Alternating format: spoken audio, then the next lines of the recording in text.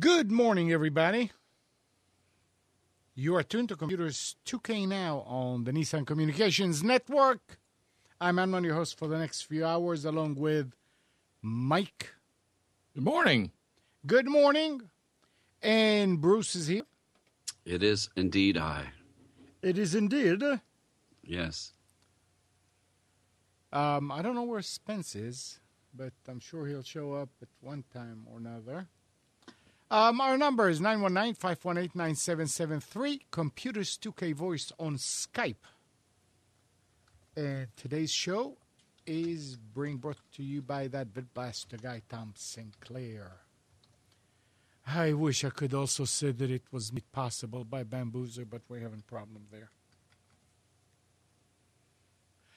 So what's happening, guys? How was your Thanksgiving? Well, mine went really well so far. I'm planning to round out the weekend and finish it even better today. I have lots of projects I'm working on, and for once, I've finally made a little progress on them. How did your woodworking project go? Well, that's primarily what I'm referring to. Mm-hmm. I have about 12 of them in process, and today I hope to finish at least one of them, maybe two. Great. But awesome. Actually going fairly well considering I've got nothing to work with. Nothing to work with? Yeah, I don't have no table saw. I went to my in-laws yesterday. He has a table saw there that I was going to set up. It was already plugged. It hasn't been used. He hasn't used it in years, but I found some junk lumber I was going to clean up, and boy, I tried to run it on the saw, and the riving knife is all bent out of shape and messed up, and so I got one board cut, and then I quit because it seemed dangerous to me. I got to figure out got to learn how to do woodworking, but before I can do that, I got to learn how to maintain all the tools. That will happen. That will help a lot, senor. Well, you got not much choice there, senor. Yep, you got not much choice, but the you thing have would to bind make it up on it, and I see me pushing it and end up eating that board, and I wasn't really interested in that. You what? Eating? So we shall see. Yeah, we had a great Thanksgiving, too. We actually, because we had some out-of-town family, are kind of a Thanksgiving part one and part two. Part one was at TGI Fridays on Monday night. Somebody had a $150 gift certificate and split it up between all those who gathered there. And we had a lot of fun with some folks who had flown in. Actually, they had taken a red-eye from Seattle for my mother-in-law's funeral, and the best flight out was flying out Thursday morning, which is Thanksgiving Day. So we had a kind of a family Thanksgiving on Monday. And then we had a more immediate family Thanksgiving on Thursday. Had a great time. Had my daughter and two granddaughters do a sleepover. They started out the evening in their pajamas and stayed in their pajamas all Thanksgiving Day. Mm-hmm. We watched the Macy's Day Parade, and then the last couple of days we had a lot of fun taking our granddaughter to see a couple movies. We saw Thor 2 on Friday, and then we saw Catching Fire yesterday, the new Hunger Games movie. And both of those movies were excellent. Catching Fire especially good. Definitely a must-see if you've read the Hunger series books. What if you haven't? Well, definitely see the first one, the first movie, before you see the second. What is the first movie? Well, it follows a story. There are 4 I know. books. What's the name of the first one? Well, the series is called The Hunger Games, okay. And I believe that's the title of the first movie. Okay. But there's going to be 2 more movies to finish out the series. The acting, the character development, everything is really good. The special effects, quite interesting. I actually read all of the books in the Hunger Games series, forgive me now for saying this, on my iPhone, when I still had an iPhone. And that's a small screen, but I read every single one of those books on my iPhone.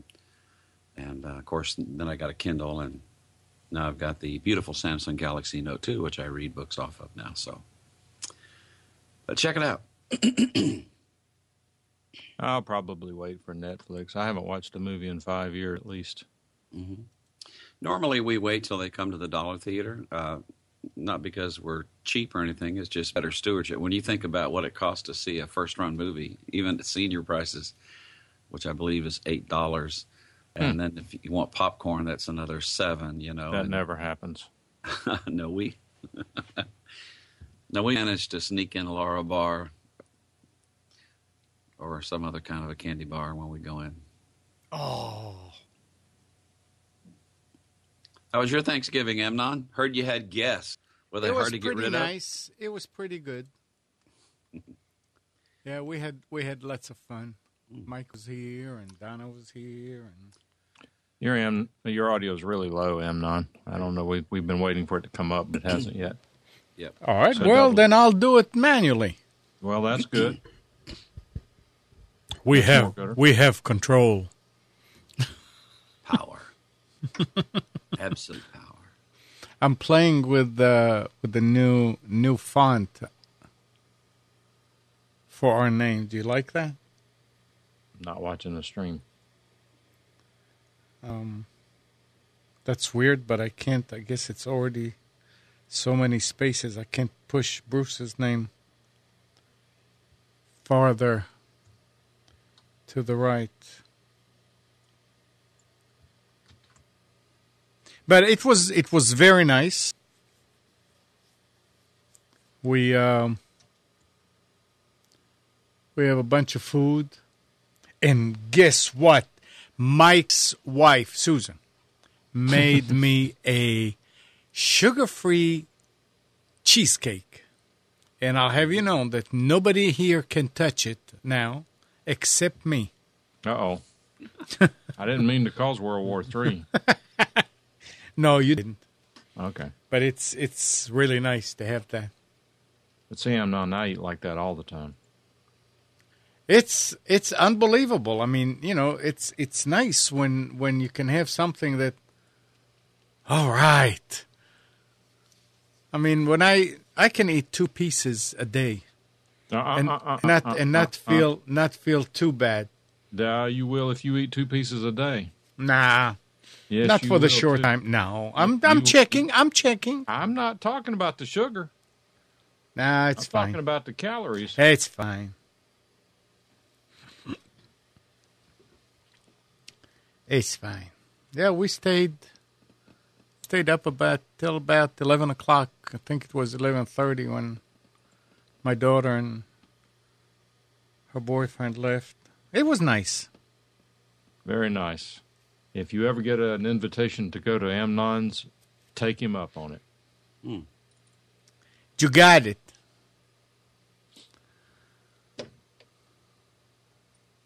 I'm sitting here wondering what happened to Spence. He called me last night or yesterday afternoon, said they were back. When I started Skype this morning, it had a sound card problem. I had to reboot. I was going to be in 3 or 4 minutes earlier. Merle wants to know what's up with everyone getting a Google Wallet card. I don't have one. Oh, Does it have money in it? no. But I know that the Google Helpouts require payment through Google Wallet, so I wonder if there are other services now that are requiring the use of Google Wallet. You mean this right here? This card here? You mean this card here? You mean look at him showing off. Okay, I'm gonna show the back just momentarily because it's got numbers on it. Are you ready? Which finger is it? Bloop. So this is, there's a couple technologies that are coming out. The most interesting one that's being funded right now is called Coin. And Coin is actually a device, credit card-sized device that you can swipe that can have multiple cards assigned to it. You set it up, and you choose. It's got some electronics in it. And you choose on the surface of this little card what particular card you're wanting to use for this purchase, and you select that, and then they swipe it, and it goes to that card. I believe it's $50 if you're going to join in the crowdsourcing funding. I'm not sure if it's Kickstarter or Indiegogo. Otherwise, it'll be $100 after that. Also has some Bluetooth technology that were you to leave the card on the restaurant table or whatever, when you get a certain distance away, your phone warns you that you've left it there. But the way the Google Wallet card works, and we're geeks, so let's just be honest and confess. So as soon as I saw this, I said, well, I got to check this out, at least see what it is. So I have Google Wallet app on my phone, and you can move money from your whatever your connected bank account is to your Google Wallet account. So when I make purchases on Google Play for an app for my phone, it comes right out of that. And in testing Wallet, I just put $20 in it, and I've bought a few apps since then. I had $9.20 left on my Google Wallet, and then I got this card. Now, there's a Google Wallet app for your phone where you can also move that money around. So I was at the Muse Coffee House yesterday with my Samsung Chromebook, and I can't wait to talk to you about the dumb Microsoft Scroogle ad. But anyway, she emailed me, asked me if I could pick up a quart of coconut water at the health food store, which is 2 doors down. So there were 2 really nice Chinese men, students at Liberty University, and they were doing their homework. They both had iPhones and both had MacBook Pros. And I had a delightful time. I had a delightful time listening to them converse with each other. And then when I would talk to them in English, they would talk to me back in English. I said, would you watch my Chromebook for a minute while I run to the health food store? So I went down there and said, this is my first chance to check this out. So it was my first experience with a Google Wallet card. And the cashier had never seen a Google Wallet card. And her and the owner looked at it kind of funny. I said, go ahead and swipe this. And they swiped it. And any place that takes MasterCard will take the Google Wallet card.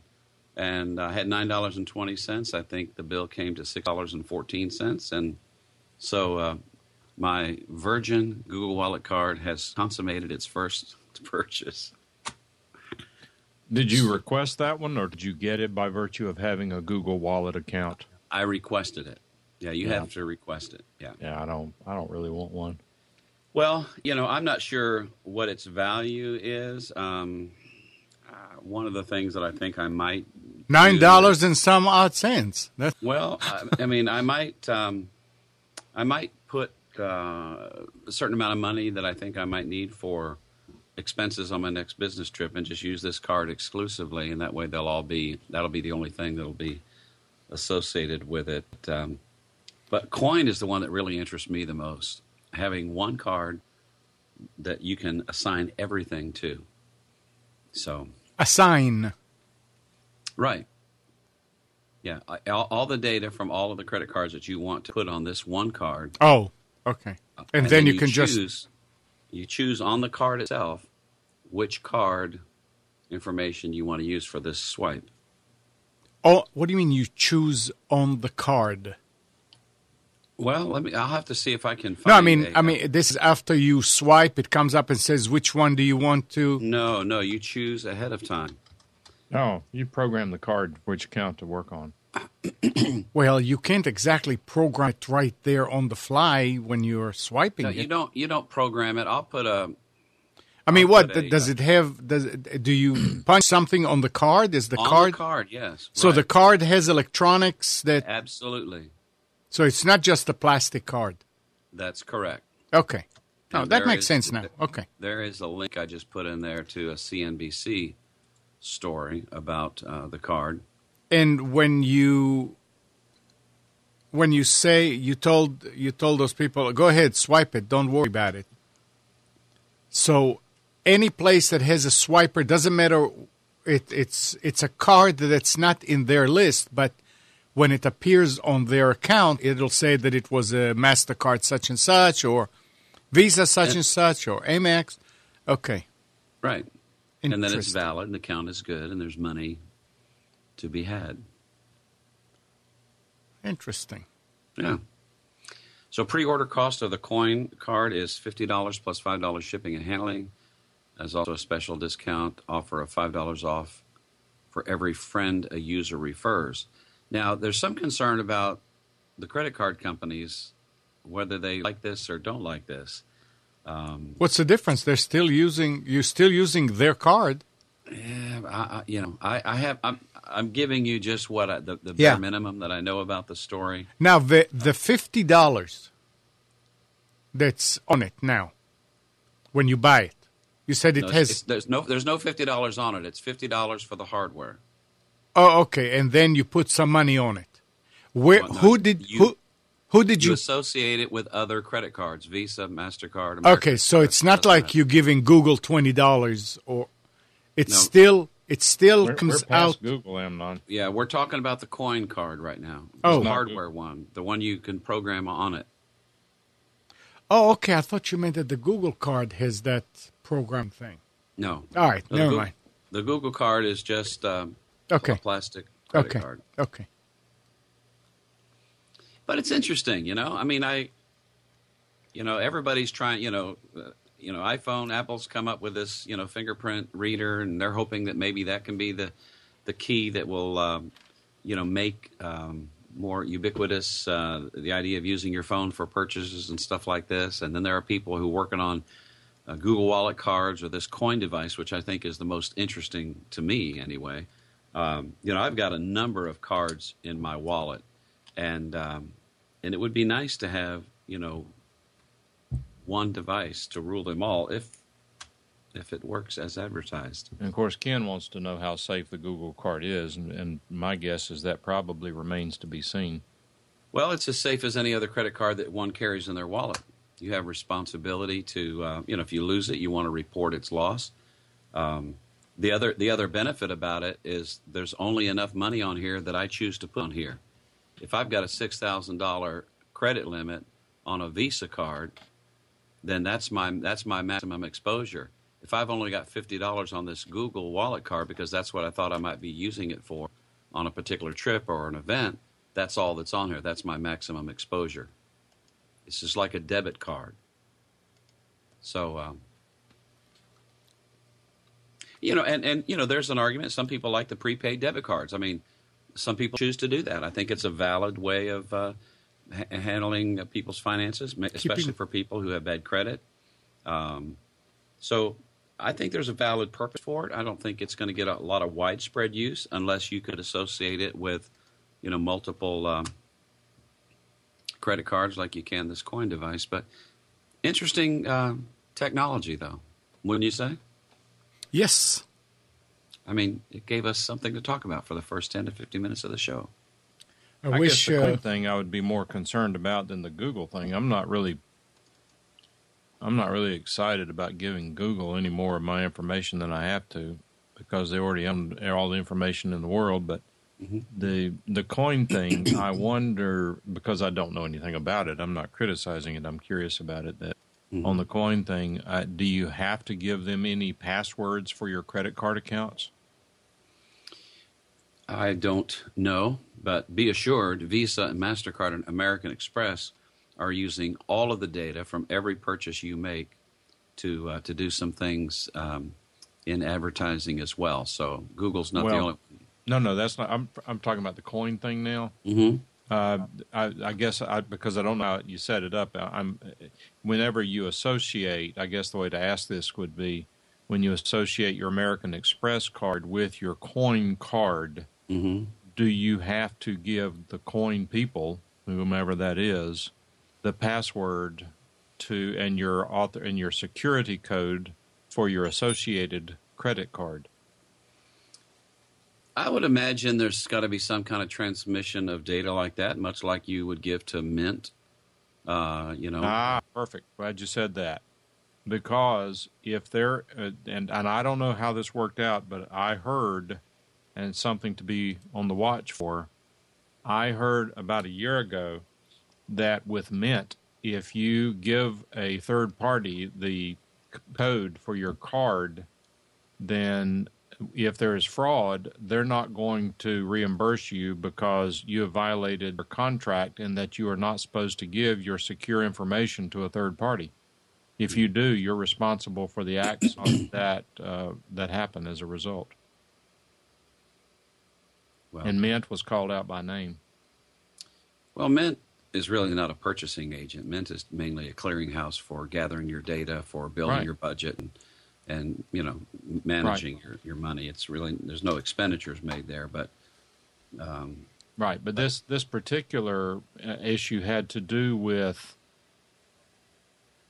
I think it was downloading your account information into Mint. Automated download, and they were saying that's a violation of the terms of service.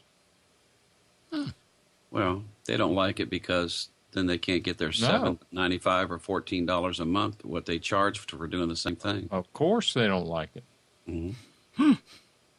No question.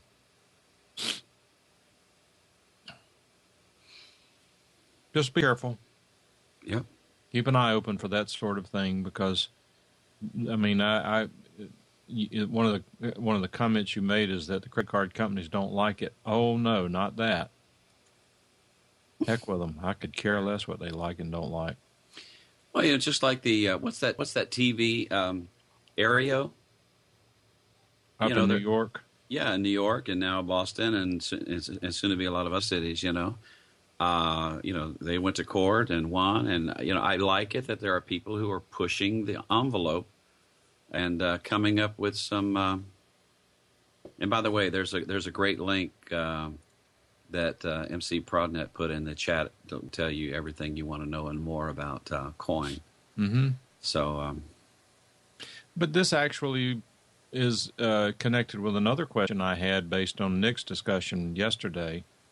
I'm just curious because these Bitcoins are becoming very valuable right now. How long before somebody's going to start their own Bitcoin type system and start all over again?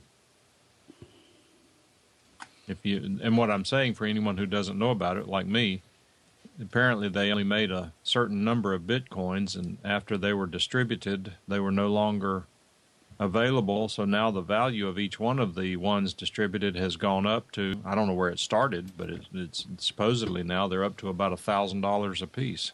Yeah, they went a little bit over 1,000.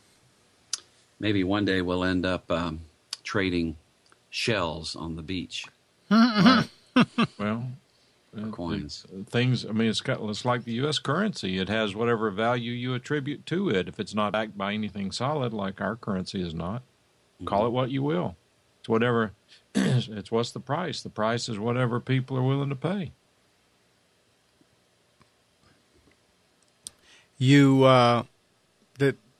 I wish Nick would come in and update us on this, but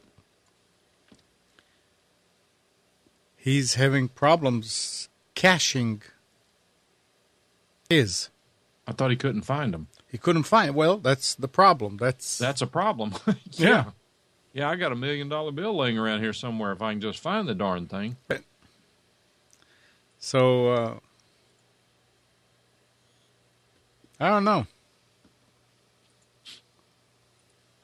919-518-9773. Computers 2K voice on Skype. Boy, this week has been a slow week. I guess just because it was a short week, huh? Well, they were kind of busy week in terms of a holiday week. Well, yeah, but I'm talking about technology-wise. Maybe unless you were in line somewhere. Not me. I did buy some things online though that I finally bought an air compressor at Lowe's for $99. How many gallons? I don't know. I mean, is it a pancake or a tank? Yeah. So it's a 2-gallon. Probably. Yeah, that's good enough. I mean, for what I'm using it for, I'm not using it for a nail gun, although it will work for that. Nice. $99. That was about half price. Porter cable, hopefully a decent unit. What'd you get, Bruce? A Galaxy S4. My wife's been using iPhone, and by the way, it's been challenging. This, I'll tell you, when my wife gets a new phone, it's difficult. You better be careful. And so anyway, but trying to be patient and helpful and those sort of things. So anyway, she decided on the S4. There were several Black Friday deals out there for the S4. Radio Shack $49, AT&T $99, Best Buy $0. Now these are all on contract. So in fact, it was an interesting story. I think I shared with some of you. Went to Best Buy. Actually, I bought it online, bestbuy.com, and to do store pickup. And so I got there, went to asked the guy, they always have somebody on the doors. I said, where do I go for store pickup? He points over here. So I go there and I stand in that line, very short line.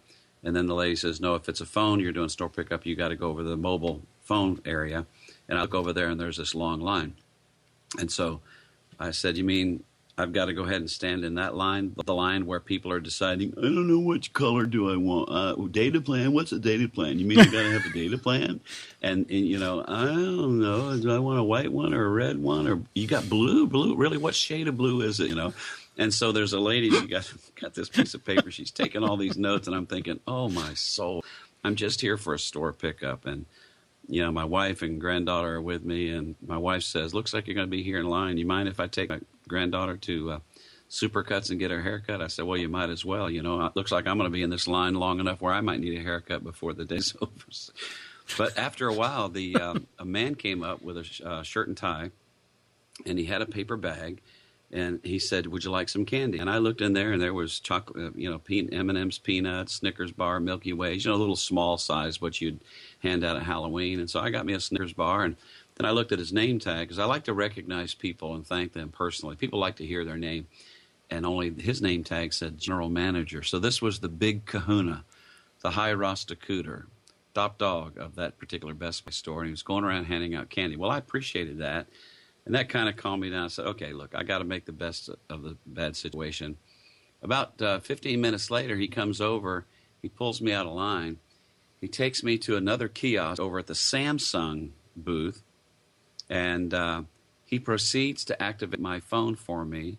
He's never activated a phone before. I mean, he knows how to do a lot of stuff. Otherwise, he wouldn't be a general manager, right? But he activates my phone, and one of his workers, one of his minions, is helping him with instructions. Scan here, write down this and everything. So the guy just went above and beyond the call of duty. He really went the second mile in helping me. And then he took me to the cashier, because I was also purchasing a OtterBox Defender case and a charger. So he takes me and he walks me in front of everybody else that's in line at the regular cashier. Cashier cashes me out, and he leaves to go do his business. And I tell the cashier, I said, man, you got a really great boss. I mean, he's passing out candy. He's activating phones. He's doing stuff he's never done before. She said, you should have seen him this morning before the doors opened. He climbed up on the cashier's desk and gave a pep talk to all the employees. And you could tell this guy was a great leader, had a great, servant's heart for serving customers. And this was 8 or 9 hours into Black Friday. And the fact that he was still able to joke around and, you know, have fun with his employees and with the customers was a real testament to what kind of guy he was. Yeah, but I don't know that I would have liked him to bring somebody in front of me. Well, I mean, you know, I was there for store pickup. Yeah. Yeah. Well, if you're going to do store pickup, it ought to be an easier thing. You know, absolutely. Yeah. Ought to be in and out. I mean, your customer's already gone through all the payment and everything. They should be able to manage. And I don't think that a lot of stores manage that as well as they should, including Lowe's. And I'm on a big Lowe's high right now. Right. And in that connection, a friend of mine works with Lowe's, and he told me, he told me, what was it, last night? He said, son, I'm going to give you the truth. He said, Black Friday is hell in retail. He said, getting ready for Black Friday is hell in retail. He said, every person in that store is exhausted. Mm-hmm. And so I'm sure tempers flare when people are exhausted. I know mine does. Yeah. So they were still getting their haircut, so I went next door. There's a Barnes & Noble's right next door to the Best Buy. I get me a slice of pumpkin pie, not sugar-free, and a caramel macchiato. And How much? $6. Caramel what? Caramel macchiato. Is it that contagious? Well, it's a cappuccino with a little caramel and some extra goodies in there. Yeah, just checking. But it was good. Good Wi-Fi too in the Barnes and Nobles. I haven't bought a new phone now in 3 years. No. Yeah. Well, you're at the halfway point, Amnon. But that phone is getting kind of raggedy because it's a Droid 2 Global, and it's like 2 halves. It's got an actual keyboard underneath, and it always now it opens real easy. So yesterday, or what was it? Friday, I guess, we were talking, and Andrew got that LG G2. And I really don't understand how that stuff works. You buy it at Amazon, $39. If you go to Verizon, it's $200. It comes with 2-year. I mean, you have to up your contract. But if you go to Verizon, you have to do the same thing. If you get a new phone right from Verizon, you have to sign up for another 2 years. How does that work? Yeah, Bruce, explain that to us because I have that very same question. Why would they sell it for $39 on Amazon and $200 at Verizon? Doesn't make sense, does it? No, it does not. Well, I mean, they have these loss leaders. I mean, that's the first thing that comes to my mind. Why would Best Buy let you have the S4 for free on a 2-year contract, and Radio Shack wants $49, and AT&T wants $99? I mean, they're getting you in the store where they're going to make more money from you buying other things and accessories, where they have a higher margin on them. I mean, I guess that's the first thing that comes to my mind. Okay, when you say loss leaders, you don't mean Amazon is losing on this. Because I don't believe that. Amazon does not need to get people in the door and give them something. But they get revenue off the contract, I believe, don't they, Bruce? Yeah, they get revenue off the contract, and while they're not getting in the door physically, they're getting in the door virtually, especially if it's their first experience. And so they see this opportunity to get this phone for cheaper than Verizon on Amazon, and they're going to set up an Amazon account now. They're going to get emails to their mailbox about different specials and deals and books and things like that. So, well, I don't know. It's what in the world? And it's a nice phone. Yeah, best thing for you to do, Amnon, is your next phone ought to be something like a Nexus 5. Purchase it outright, and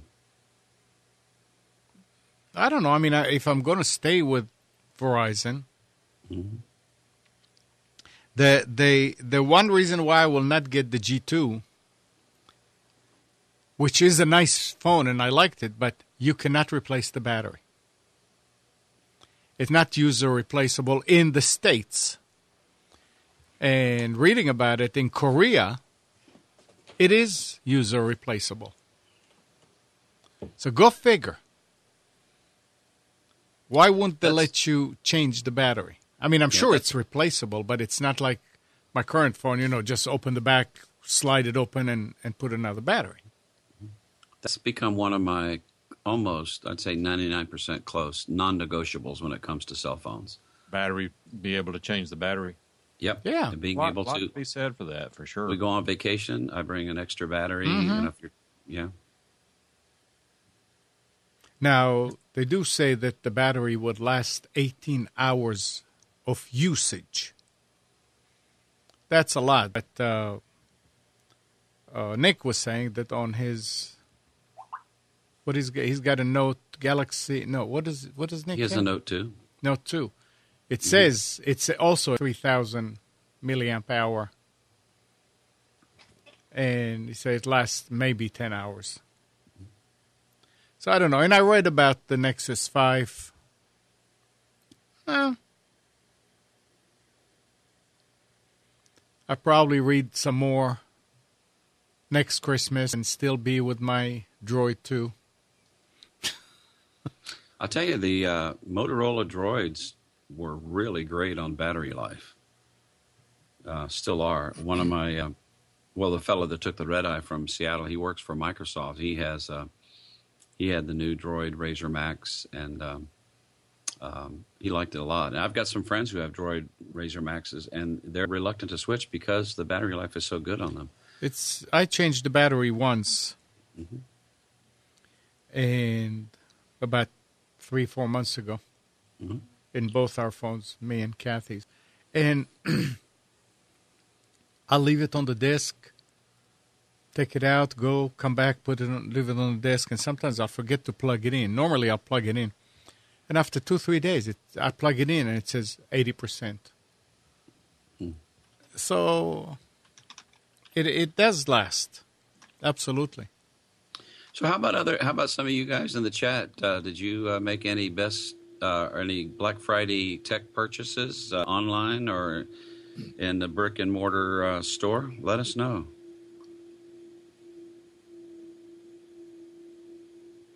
I mean, there were a lot of great deals out there. If you were going to take the time to shop around, there were some good deals to be had for sure.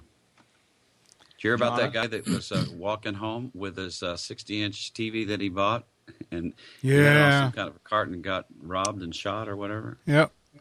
No, see, that's ridiculous. John, why don't you and Merle call in on Computers 2K Voice? Mm-hmm. Particularly Merle, I want to hear about the GoPro. John, what did you buy? If you haven't bought anything, we got to find a way to spend some of your money today. We got to get this economy rolling here. We got health care to pay John, for. John, if you'd like, I can private message you. You can put some more money on my Google Wallet card.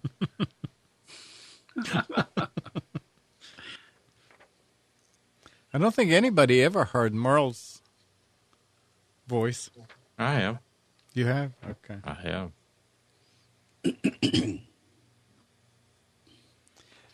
Anybody bought a Everybody hates the sound of their own voice, Merle, except this answer man guy.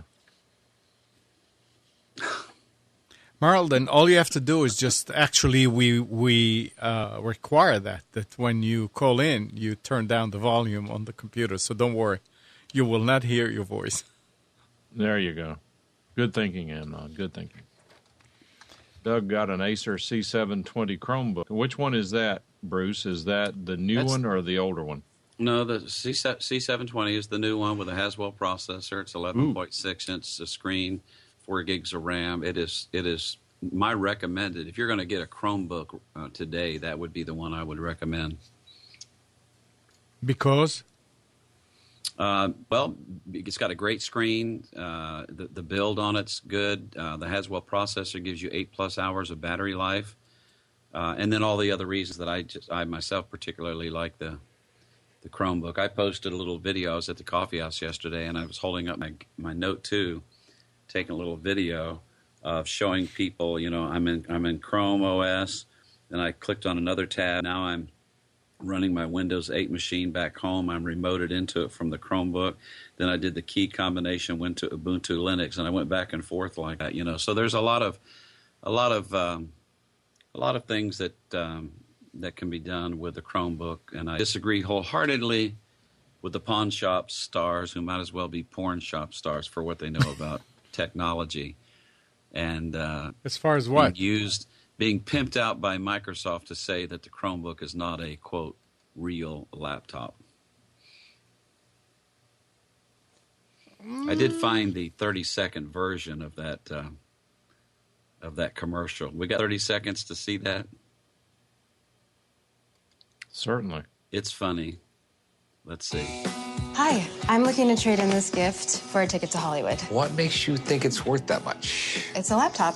You see this thing? That means it's not a real laptop. It doesn't have Windows or Office. Without Wi-Fi, it doesn't do much at all. And when you are online, Google tracks what you do so they can sell ads. Not going to Hollywood, am I? Not with a Google Chromebook. I get Reno. Don't get scroogled with the Google Chromebook. Get a Windows laptop starting at $249. So that's the 30-second version. There's one that runs a little over a minute. It is funny, but you should know that Microsoft, in their terms of service, does exactly the same thing with what they harvest from you for advertising purposes. It's disingenuous and dishonest of them, though I can understand why they do it. I think they have something to be concerned about with Chromebooks. They've got a lock on corporate business world. But I tell you what, Black Friday, top 4 laptop purchases on Amazon, all Chromebooks. So what I don't understand, without even getting into that debate of the Microsoft versus Chromebook, but why would Microsoft even acknowledge the Chromebook? That doesn't motivate me to go out and buy a Microsoft-based laptop because they're attacking their competition. Yeah, it's having the reverse effect. More people are learning about Chromebooks because of that ad. So it may be backfiring on them a little bit. Is Merle with us? I don't know. Let's see. Who is with us? Yeah, this is Merle, Mike. How are you? Hey, We're Merle. all doing great. How are you doing?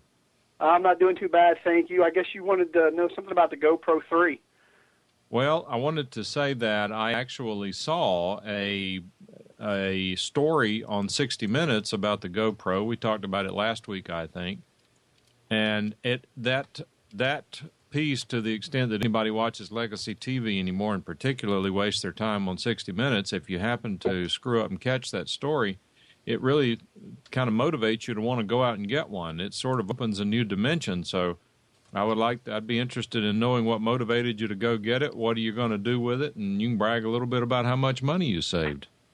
Well, the big thing was I saved $80, and I'm 43, and I don't cliff dive, skydive, scuba dive, any of that stuff. But I was just actually looking for something to play with because I noticed some very cool videos out there on YouTube. And actually, my first video I posted, it was me going to car wash. So, that's about the extent of my excitement with the GoPro 3. But I'm actually going to play around with it and see how I can incorporate it into some workflow with a podcast that I do. But, again, as exciting as I get, it's driving through the car wash. Well, I've got a friend of mine who cliff dives, whitewater rafts, hang glides, races his Morris. What do you call it? The Mini Cooper on the Virginia roadway. They open it up every once in a while. Virginia, it's a road course that they have in Virginia. I can't remember the name of the thing, but yeah, he just got a GoPro 3. He's big into that, and he posts some really interesting videos. He did a hang gliding thing with his dad, where you jump with an instructor in tandem, and so he was out there flying. He was taking videos of his dad, and it was pretty cool what you can do with those things. So you like it, huh, Merle? I've had it for 2 days. Took it through the car wash, but I will say the video is absolutely stunning. I mean, the quality is I think I spent $240 after taxes on a $300+ camera. So far it's impressive. Battery life is, on the battery, I think it'll do maybe 60 minutes, depending on frame rate and things like that. But my first trial run, it's pretty cool. And I think the reason actually I bought it is you guys were talking about it a few weeks ago, and I think I saw Nick Craig talking about it, and I thought, let me go play around with that. So far, so good. Nice. Put it on your Honda Goldwing and hit the road, Merle. I put it on my 2006 Toyota Tacoma. So there you go. Where were you yesterday morning? I didn't see you there. He was there.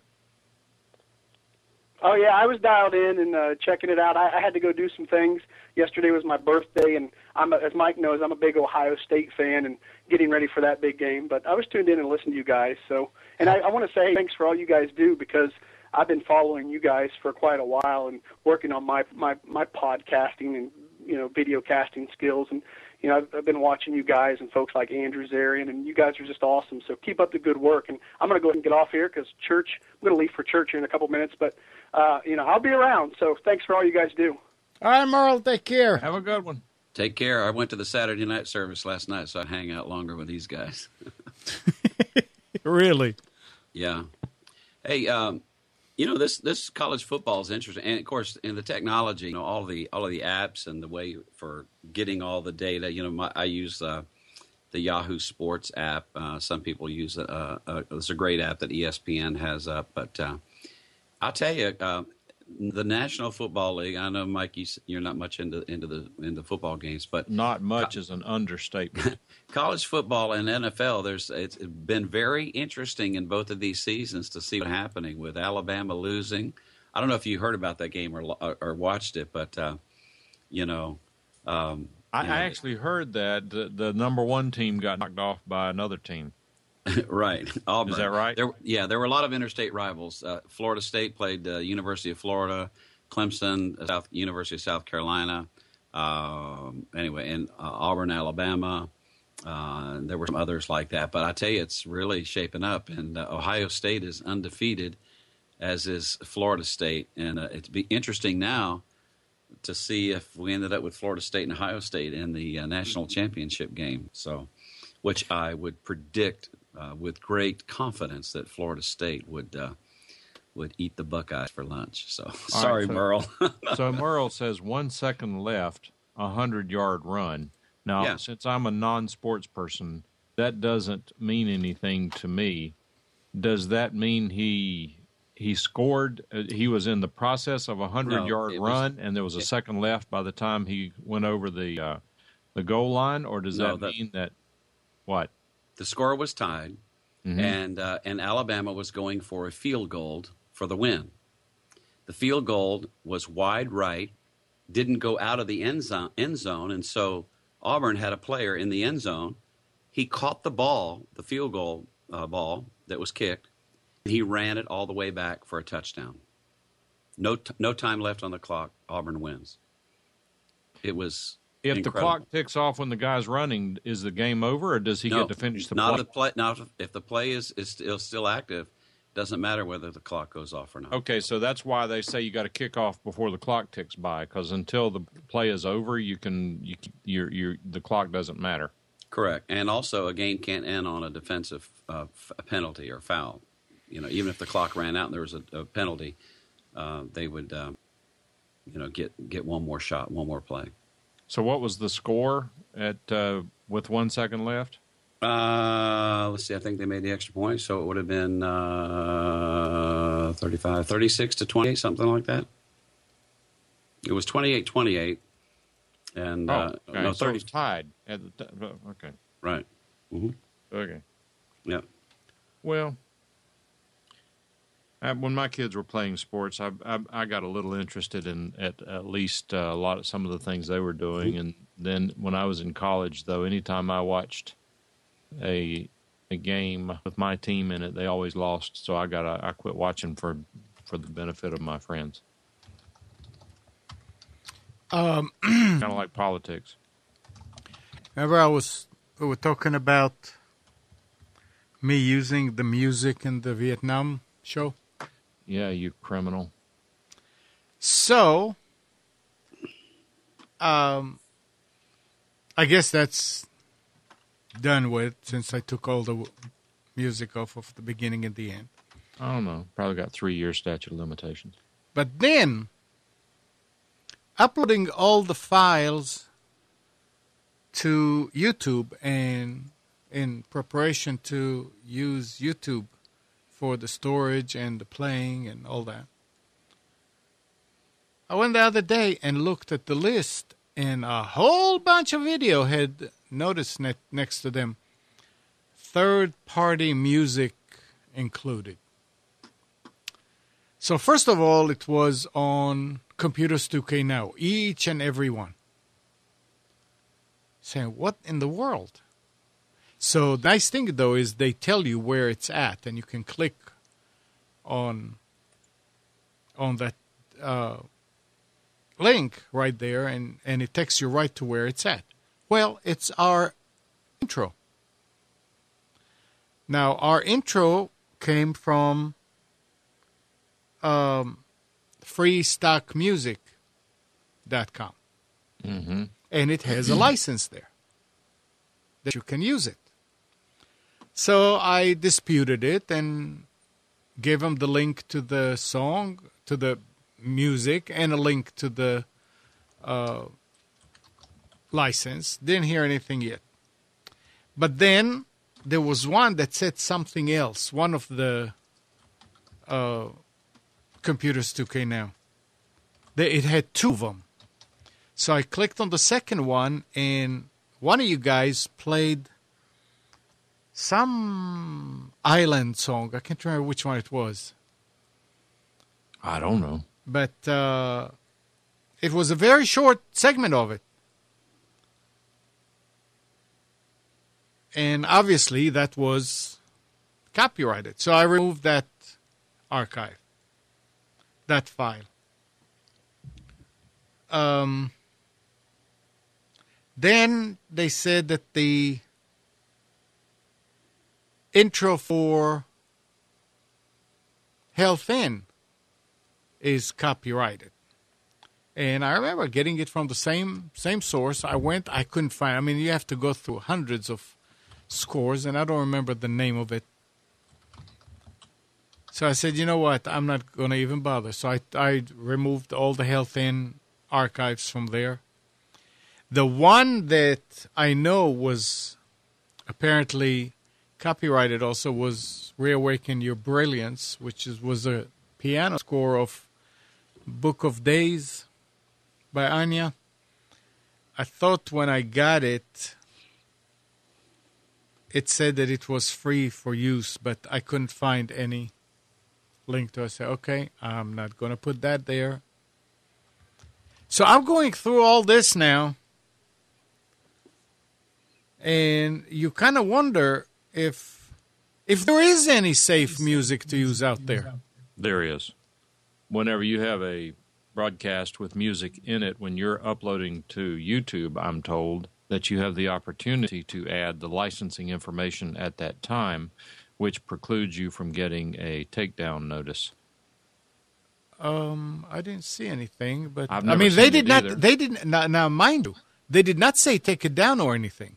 I did it on my own, and Well, and Julie. that's the right way to do it. I mean, obviously, if people get, I think, and I'm involved in this business, and I think a lot of the tactics of some of these music people is very heavy-handed. I think it will ultimately inure to their detriment.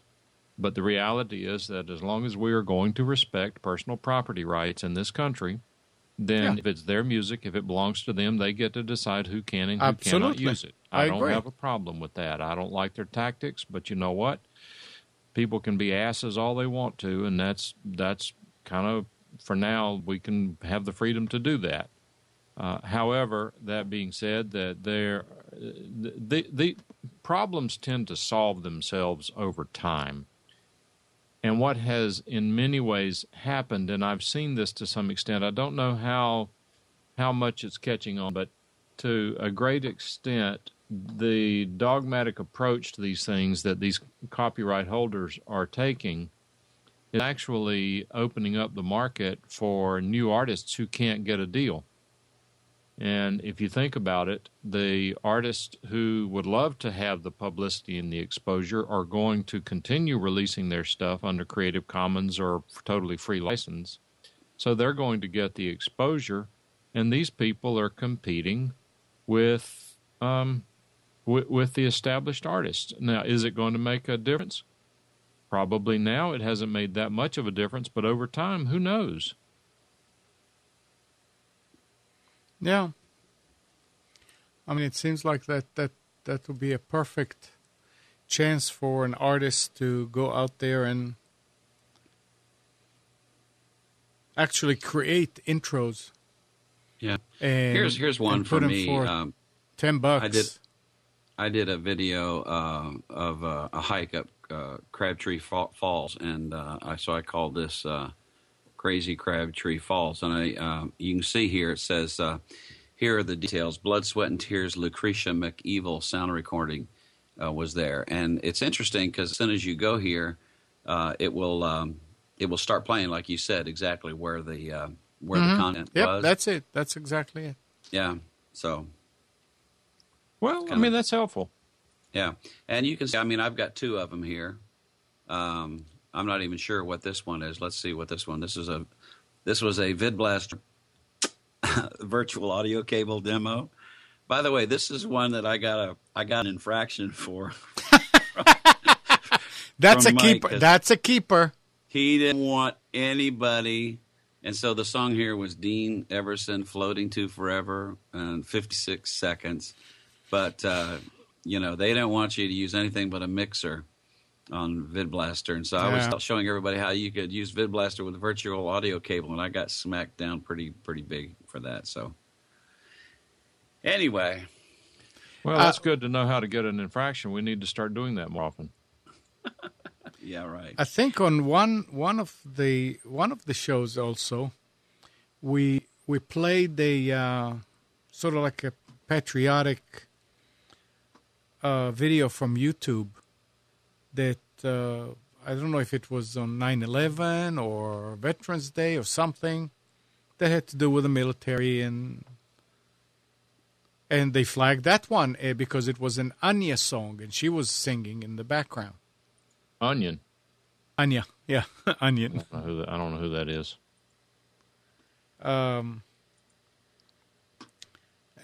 So I didn't bother. I removed it and said I'm not gonna. I mean, obviously.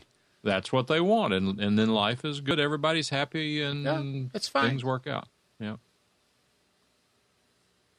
So, Amnon, on yours, did you acknowledge or did you dispute? Or on the Computers 2K now, it's obviously there. So I disputed that and gave them the link to the music itself and the link to the license.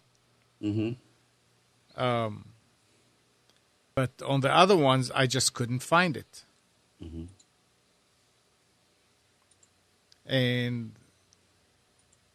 I always went, and I was reading about the fair use, and apparently you cannot use fair use does not come into play if you are using it as a theme or as an intro to if you play it one time, a short segment of it during a podcast, it may be considered fair use.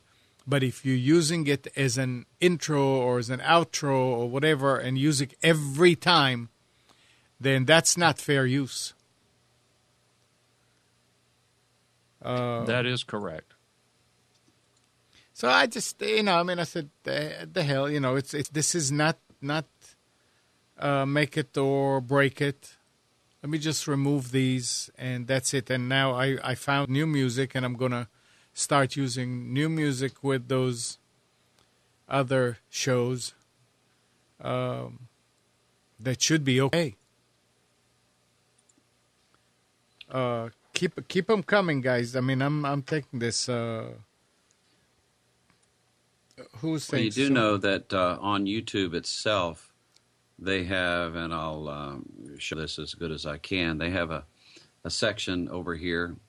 Why is it? I'm going to have to slide this thing over to Sound Ideas. It says Creation Tools.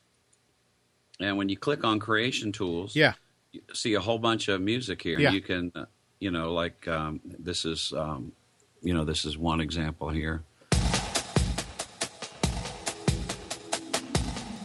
Listening to Computers 2K now, so, and there's a bunch of different ones there, and you can download these as well. And use those. So, it's, and there are other places like have been entered in the chat, places to get. Yeah, I'm writing it down. Mm-hmm.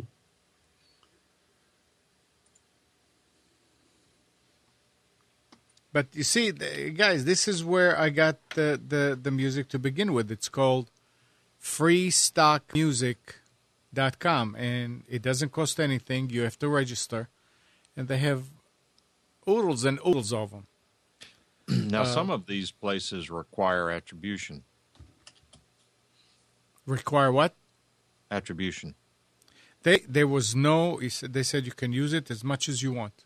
Okay, just double check that because some people release music in exchange for the publicity, and they have requirements that you say music provided by xxy.com or whatever. And then there was that other site, Video Blocks, where we got some of the videos, but that was like $90 for 6 months. And they said you can download everything, anything that you want, and use it in your production. And they have production music. Mm-hmm. And it's all just it's all remakes of things and original music. I don't know that it's remix. It's original music that is not really music. I don't know that what? Sort of like sound-alikes. Yeah. And but I couldn't find the one for the other show, so I said I'm not going to spend hours here trying to find it. It's fine. We'll just start with new music. The only thing is, I'm wondering if these places start add something and they're not sure that it is really free, and then they're being told to take down, and during that time, if you downloaded something to use, now you're in the wrong also. But when you got it, you trust them to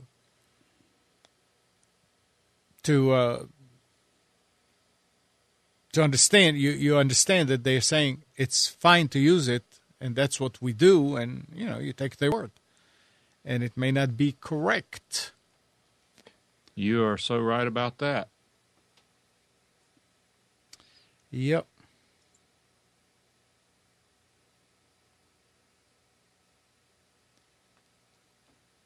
Yeah, I'll look at that sound ideas. And don't discount the idea that you may have somebody in the family or in your close circles who is an extraordinary musician with an electronic keyboard. Yeah.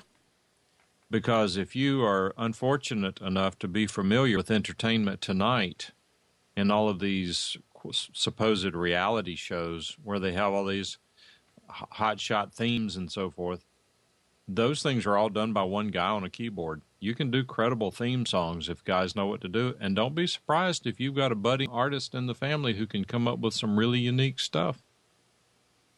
And by the way, if somebody is playing on their own keyboard and they're playing a known music, that's not the fact that it's not the original doesn't mean that you can use it. Correct. There are two copyrights. One is in the performance, one is in the song. You have to have clearance on both. Yeah. So if you use a song by David Clayton, written by David Clayton Thomas and recorded by Blood, Sweat, and Tears, you have to have permission for both the Blood, Sweat, and Tears performance as well as the song from the copyright holder of David Clayton Thomas. Yeah. And they're in the during the Vietnam show. There's another song that somebody was sent from YouTube called "The Wall." And I never thought about it. I never thought about it like this before. When it was said that you can use stuff that's from YouTube. No, you cannot use stuff from YouTube. I actually went and searched for him, and found him, sent him an email, and he called back. And we talked, and he said, no, go ahead and use it, but I'll probably write some type of license so we cover everybody that was involved in the creation of this song. But, yeah, it's fine for you to use it. And this is just something that we played once or twice. So this was nice. I mean... And who was this? I missed that. What did you say? Look, do a search for The Wall song. And you used it where? During the Vietnam. Okay, good. That's what I recall you saying. Doug and Brent are saying, what if you just whistle the song and Doug says, we hum? Yeah. That only covers the performance copyright. That does not cover the song copyright. If Right. you hum a song that is protected under current copyright laws, you're violating not the performance, but the song copyright. Correct. I.e., don't do it. No. So I was kind of surprised about something. Microsoft is looking for a new CEO now that Steve Ballmer is out, and a couple internal candidates that you've heard mentioned. One is the former Nokia CEO Stephen Elop and Tony Bates, but now a Bloomberg Business Week story says that they're really leaning and focusing harder on the CEO of Ford, Alan Mulally. And, of course, Alan Mulally has really taken Ford to a new place regarding technology and their automobiles and things like that. Also, another internal executive, Satya Nadella, are the two top candidates now. But Alan Mulally, CEO of Ford, being what looks to be the leading horse in the race for CEO of Microsoft. Any thoughts on that? the CEO of Ford Motor Company? Right. Well, they are the only major car company that didn't take Obama bucks. Must be doing something right. Yeah. Some And other big wheels at Microsoft. Was it Microsoft left? Wait a second. Was it Microsoft? Shoot, I didn't write it down, but never mind. Go on. All right, we got to have Brent arrested because he's whistling Andy Griffith show tune every time it comes on. And he's confessed it here in public. I mean, there's no denying now. We've got his IP address, so we know it's him. John was asking about a 4K. And John says, Doug, I assume that's for commercial use. Doesn't matter. Yeah, one of the reasons when you dispute things on YouTube is you can check, I'm not making any money from it. What kind of answer is this? That's only one of several factors that weighs into the fair use analysis. It's not a deciding factor. It is one You of the can factors. only choose one. It's a radio button. It's not a checkbox. You can choose one out of like 8 of them. I mean, I wish you could choose this and this and this. You cannot. Yeah. Well, they can make their test anything they want, but I'm telling you what the law says. Yeah. Well, but John, as far as the 4K, I have this story I was going to read. It says, while it's tempting to upgrade your flat screen to the latest technology, industry analysts says UHD TVs are still no bargain, with top brand names selling 65-inch models for $5,000 or more.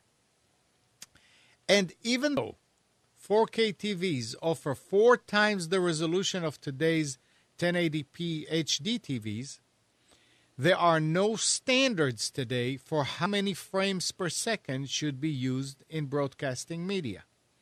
Additionally, while there's plenty of content being produced for UHDs, little has been made available.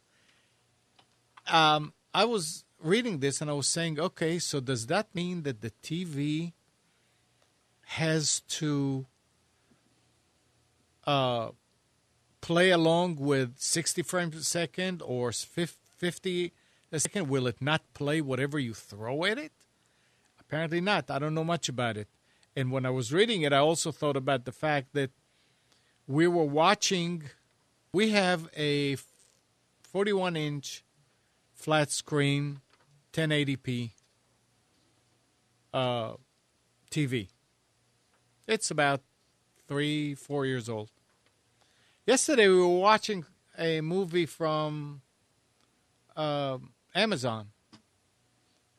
And if you try to click the HD, it says this cannot play in HD because the device it's being played on cannot do it. I'm saying, what? So that's interesting. I never thought about a TV that's a few years old and it says that it's 1080p cannot do HD. No, that HD that they're talking about may be higher.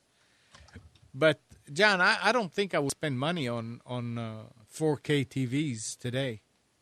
This is like the people that bought HD TV 10 years ago, before when it was still a tube. I remember going to a store here to get a radio for the car, and they had an HD TV, and I'm looking at it and I'm saying, I don't see anything special, because it was probably not the HD TV broadcast. So why would you want to do it? And especially with the price. I mean, can you imagine $5,000 or more for a 65-inch? What do you guys say? Your room's not big enough for a 65-inch TV. No, it's not. That's a large TV. What size is the one in there now? 41. That seems right to me. I know.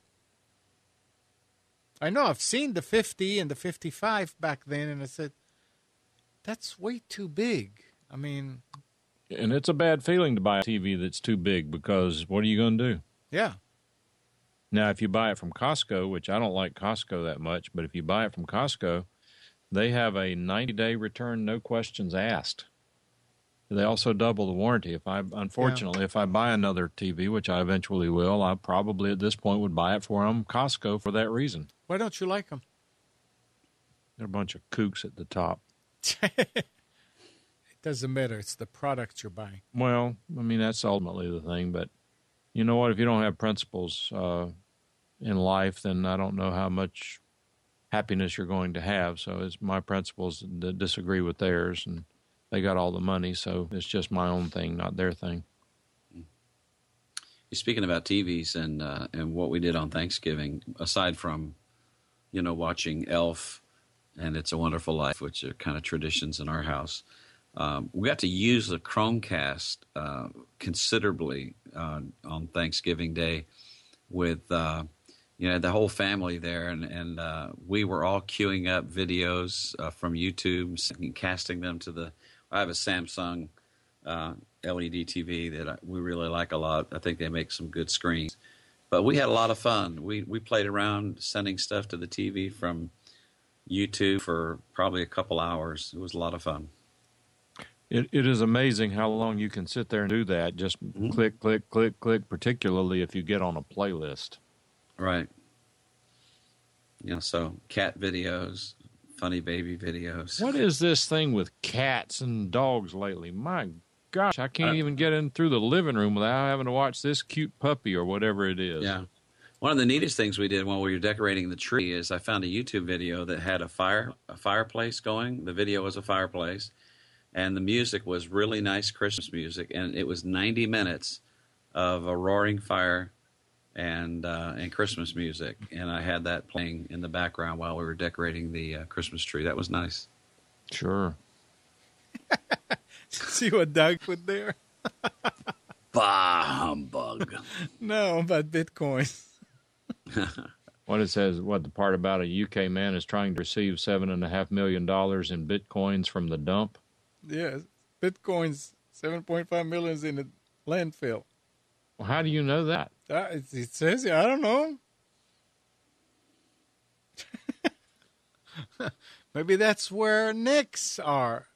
I don't know. Nick is that not might here, be is a it? bit too hard, don't you think? Do you realize how much this Bitcoin situation where people thought they were going to be worthless and they didn't protect them, now they've become extremely valuable? Do you know what that does to hoarders? Yeah, it makes them think. I need to hold on to this cardboard box. It might be valuable one of these days. Yeah. And this old newspaper, gosh, what if they become a scarcity as the news media tend to evaporate? Wow. Yeah. Have you looked at this story? Not yet. No.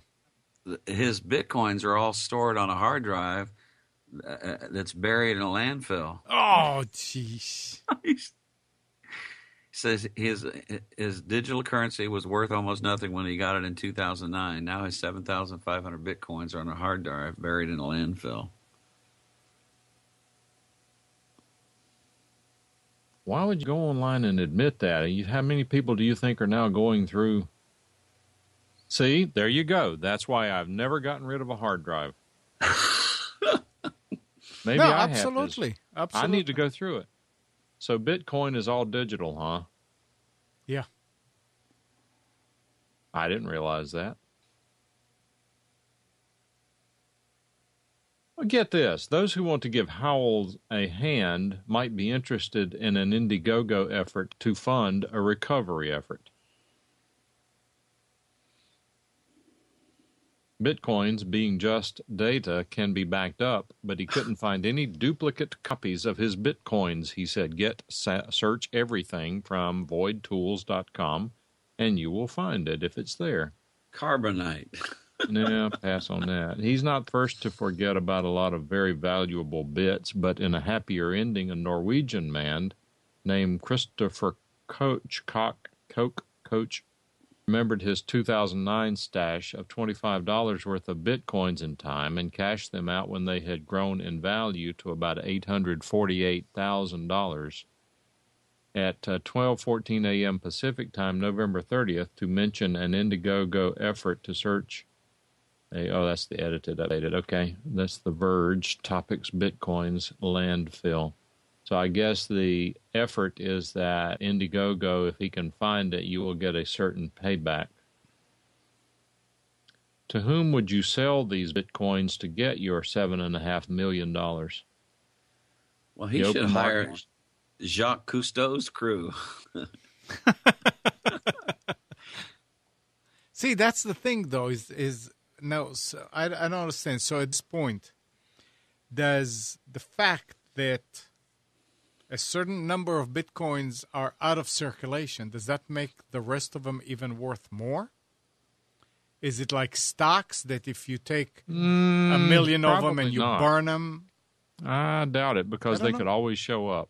They're always going to have a certain value assigned to them. But what's to stop someone from starting a new currency from scratch and doing it all over again? I know. I mean, that's what I'm not getting. That's what I don't get either. I asked Nick, I said, who is actually paying for this? He was talking about how he used to mine them. And Doug says he guesses he wishes he had this money on a Google Wallet card. It's not too late, Doug. Oh, the other guy. Yeah. 919-518-9773, Computers 2K Voice on Skype. I see that Spence is online, but he's not calling in. So he must be having serious problems with his computer. Where's the Bitcoin mint? Good question, Gene. That's a great question. Well, I believe it's Linux Mint, where you do interact with the Bitcoins. You know, it's interesting. Back to the Google Wallet. As soon as I made that purchase, I got a notification on my phone that I had spent, X number of dollars at X, store. It's kind of interesting. Before I go into the next story and the last story, did anybody hear anything from Steve? I have not heard a word and hoped that you might have reached out to him. Nope, I have not.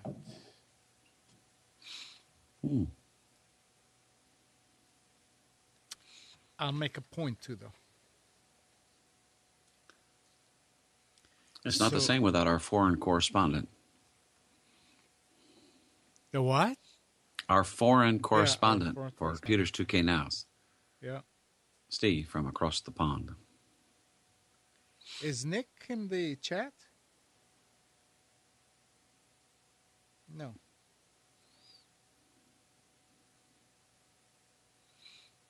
No. So anyway. I don't see him. Anti-spam outfit Spam House has called on the UK government to fine those who are running internet infrastructure that could be exploited by criminals.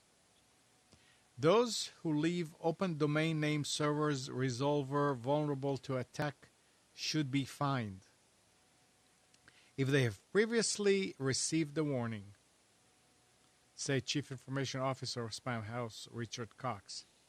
When Spam House was hit by a massive distributed DDoS, possibly the biggest ever recorded at more than 300 gigabits a second, Open DNS resolvers were used to amplify the hit, which was aimed at one of the organization's upstream partners.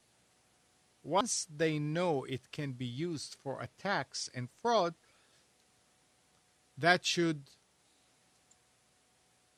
be an offense. you should be subject to something like a parking ticket, where the fine is greater than the cost of fixing it. And you know what? If that would be the case, we would have a lot less spam too. If they could, it's amazing how many mail servers are misconfigured today. It is amazing how many big-time companies have mail servers that are misconfigured. And it really is so simple to fix it. It'll take a system administrator literally 2 minutes to fix it. Why they don't do it, I have no idea. And we're not talking about little servers. We're talking about big companies. I don't understand. We stopped accepting mail from anybody that's not configured right, and these days it works. A customer would call and say, "Hey, such and such tried to send me an email. It didn't come through. Any idea why?" And I look in the log and I said, "Yeah, because of such and such." Let them know that they have a problem. In the early days, like 6-7 years ago, I used to sit down and actually call that company and tell them what they need to fix. Let the people who are trying to send it, if it's important enough, tell their boss, "Hey, something is wrong with our mail server. Can you get the guy to fix it, or the girl?" And it seems to work.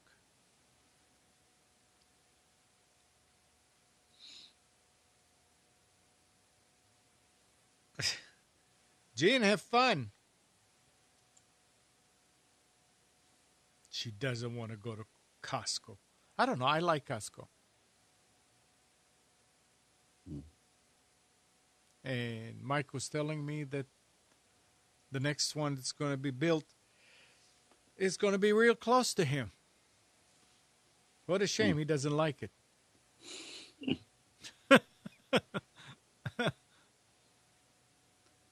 What else been happening? What else? Well, it's an interesting rumor. Apple rumors, there's always some out there. It's always great fodder for a show. But there's a rumor that in early 2014, there's going to be a 12.9-inch iPad coming. This is kind of interesting. You have the Androids like the Samsung Galaxy 10.1, and then you've got the Nexus 7, which is a 7-inch pad. You got the iPad Mini, and these iPad Minis with Retina displays are selling extremely well. I'm just not sure the value of a larger tablet, almost 13-inch tablet, just doesn't make sense to me. Can you get a Bluetooth keyboard for it? Well, sure. You can get a Bluetooth keyboard. I've got a Bluetooth keyboard that I can pair and use with my Note 2. But that's why, the Chromebook, which comes with a keyboard, makes so much more sense to me than, by the time you get a large pad and a case, and you can get a case Bluetooth keyboard combo, thing, or you can, get a standalone Bluetooth keyboard. But, you're getting into the size and weight of a normal laptop. But 12.9-inch iPad is not going to be light. It's certainly not going to be easy to hold. I've pastored for many years, and I've got a lot of pastor friends who will present or share their talk, and even people who are not in ministry. There are a lot of presenters now that will use their iPad to present. They'll have their notes on there. They can control a presentation, a keynote, And it's easy to do from a 7-inch size tablet like the iPad Mini or an X7. But when you're holding that full-size 9-inch iPad, or I can only imagine what it'd be like to be holding and walking around stage with a 12.9-inch iPad, it gets heavy after a while. And then, of course, the more you're handling it, the greater chance you have of dropping something like that. But I've actually presented a number of times with my Note 2, and it's real easy for me to walk around with this and control what I want to control with that. So just seems to be too big for me. I wonder what Nick thinks about a 12.9-inch tablet. What say ye, Nick? Good morning. You want a 13-inch iPad? I'm trying to think. I have the Galaxy Tab 2, which is a 7-inch tablet that I don't use too often for anything else. I normally just listen to podcasts and stuff on it, but I think 13 inches is too big for any type of device that you would carry around normally. I mean, you might as well just carry around what is it? They sell a 13-inch MacBook, right? Right. But you might as well just carry that around. There's no need to have a tablet. What about a Chromebook? Well, anything that's 13 or less, you might as well just carry around. There's no point of having a tablet. Yeah, even an 11-inch MacBook Air. I mean, those 11-inch Dell netbooks and stuff like that were popular like 5 or 6 years ago. I mean, those are the exact same thing. But it's not Apple, and I'm not saying that sarcastically. I mean, there are people who are into that sort of stuff, and they would take an 13-inch iPad over almost anything else. See, the interesting thing is every single time somebody spots my phone in the wild and says, "Wow, that's a huge phone," how do you carry that thing around? This is a 5.5-inch screen. So what are people going to do when? I mean, is carrying around a, they're just going to carry around that instead of a 5.5-inch phone? They're just going to carry around a 13-inch tablet and tethered to their phone? I don't really understand. Well, that's a good question, though, Nick. Have you reached the screen limit for a phone with that phone? Are you going to go bigger? If I could, I would, definitely. On a phone? Yeah. Mike, I'm in a weird situation. Hold it up again. Hold it up to your face. Hold it up to your face. Take your headphones off and hold it up to your face. I don't see having a phone any larger than that. I can understand having a tablet device, but I mean, pretty soon I'm going to be holding my Kindle Fire up to my face. See, I'm in a really weird situation, and because I'm at school all day, and this will most likely change once I'm out of high school, but because I'm at school all day, and I'm constantly checking these job forms and responding to emails and stuff like that, I can't use an iPhone or anything smaller. Because, between classes, I'm checking up on these websites. I'm responding, to posts on Reddit and these like for hire and job forums and stuff like that. I need a big phone so I can read this stuff without either having to, have the phone this close to my face or have to squint to see, to read a paragraph that somebody's written. I'm in a really weird situation with the phone where I need something big enough because I'm away from the computer so many hours of the day. But this sort of begs the question, though: is a phone the right way to go, or should you actually have another device like your Nexus tablet or an iPad or something? Is there a device that would be? And he leaves to go get the other device. I just wonder if. Are we trying to take the phone and use it for something that maybe there is a better device available for that application? See, here's my tablet. I think this is too big to be walking around with. This is the 7-inch tablet, and let's see how this compares to the phone. Yeah, but you said you would take the phone if you could get it bigger. I think I could probably go to 6. This is 5.5. I could probably go to 6. Probably not much bigger, though. Yeah, you're splitting hairs there. One of the gals in our IT department, she said, "Oh, have you seen my new phone?" And she brought it out. She bought the Samsung Galaxy Mega, the 8-inch, yeah, 6.3-inch phone. The Samsung Galaxy Mega 6.3 runs Android 4.2.2, has an 8-megapixel camera. But anyway. That's what she uses. It was available in Europe for a long time and finally came to the States about 4 or 5 months ago. So how did it look? Big, but she's a tall gal, and she had a really nice pink, fold over folio type case, and it worked good for her. And what she said was very similar to what Nick just said, because she's got to go to, we use NetSuite as our hosted CRM, and they've got these conferences, and she goes to different places. We're fixing to switch to Salesforce, so she's been going to some training meetings and stuff like that. Well, when she's away at a conference somewhere, at a motel or a venue, and there's a problem back home, for her to be able to manage that problem on iPhone was just too difficult. But with this big screen phone, it's a lot easier for her to take care of her IT responsibilities when she's away on a trip. Obviously, if she had her laptop open and, she could open that, but it takes a while to boot up and, different things. But that's why she got the big phone. Very similar to Nick's argument, which is really not an argument. It's a use case, right? Yeah, like if I was preference, if I wasn't in school and I was home all day on the computer, I wouldn't need a phone size that big, because when I'm walking around the house, if I needed to use something, I'd use my tablet. But because I spend so much time away from home and having to respond to people during the day, I feel like I need something, and I use the pen too. I don't think I've ever written an email without using this pen, because it's so much quicker to write an email with the pen than with the swipe. You can just trace over the area and compose an email so much quicker than hitting each letter. That's another reason. Well, Doug I've seen people who've something. mastered these keyboards, and it's amazing what happens. Some of these people can type with their thumbs faster than I can type with all 10 fingers. It's amazing. Doug says, I'm going to try using my phone as a hotspot and using the Acer Chromebook for online work. I'm curious to see if it will replace 90% of what I do on a Windows computer. I like and need a keypad. Yeah, I do that. I tether to my Note 2, a different, when I need to.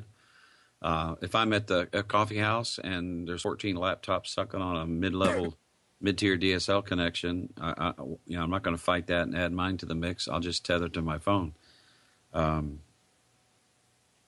Works good. So, Amnon. Yes, sir. I got my wallet. All right. Where'd you find it? I contacted the support of the company and gave them the approximate date I created the account and what I thought the tell people what happened. Yeah, start from the beginning. Okay, so good. In the news the past, I don't know what it's been, like weeks or so, this Bitcoin thing has really popped up, and Bitcoin's hit $1,000, and Bitcoin, it's going to be the future. And I've kind of ignored it. I did the Bitcoin thing around March, April of this year. I got into the Bitcoin thing, and then I realized that it's kind of useless because Bitcoins weren't worth anything. They were worth a few dollars back in March and April. So I used it for, I would know, literally probably 2 or 3 weeks. It wasn't too long at all. I realized, all right, this is a waste of time and a waste of resources. So you did not buy them? No, I didn't buy them. I mined them on school computers. And I just realized there wasn't anything in it for, to spend a week to get $10 or $15. It wasn't worth it wasn't worth the time of managing the computers and making sure they stayed up and making sure I was in a good pool and stuff like that. So I stopped. And 2 nights ago, I believe, we were talking in Skype, and somebody mentioned Bitcoin, and it hit me. And I was like, I might have some Bitcoins. So I signed into one of the mining pools I was part of, and I realized I had about 3 Bitcoins, 2.97 Bitcoins, which in March and April was worth maybe $15. Nothing worth cashing out of your account. But now it's worth about $3,500, which is a lot more significant than $15. So I was trying to look at my transfer rate, and I accidentally paid out my Bitcoin to a wallet that I didn't have access to. A Bitcoin wallet is something that you create. It's a random set of letters and numbers, and it's the identifier for your account. and I accidentally paid them out to an account I didn't think I had access to, and that's $3,500 that I thought I had lost. And after contacting support on one of the sites where I thought I had the wallet, I gave them the approximate time I created the account. I gave them the username I thought it was, and I gave them the password, and they were able to give me the wallet back. So did it move to that wallet finally? No, it's still in processing. So I would assume that it's still processing because of the weekend.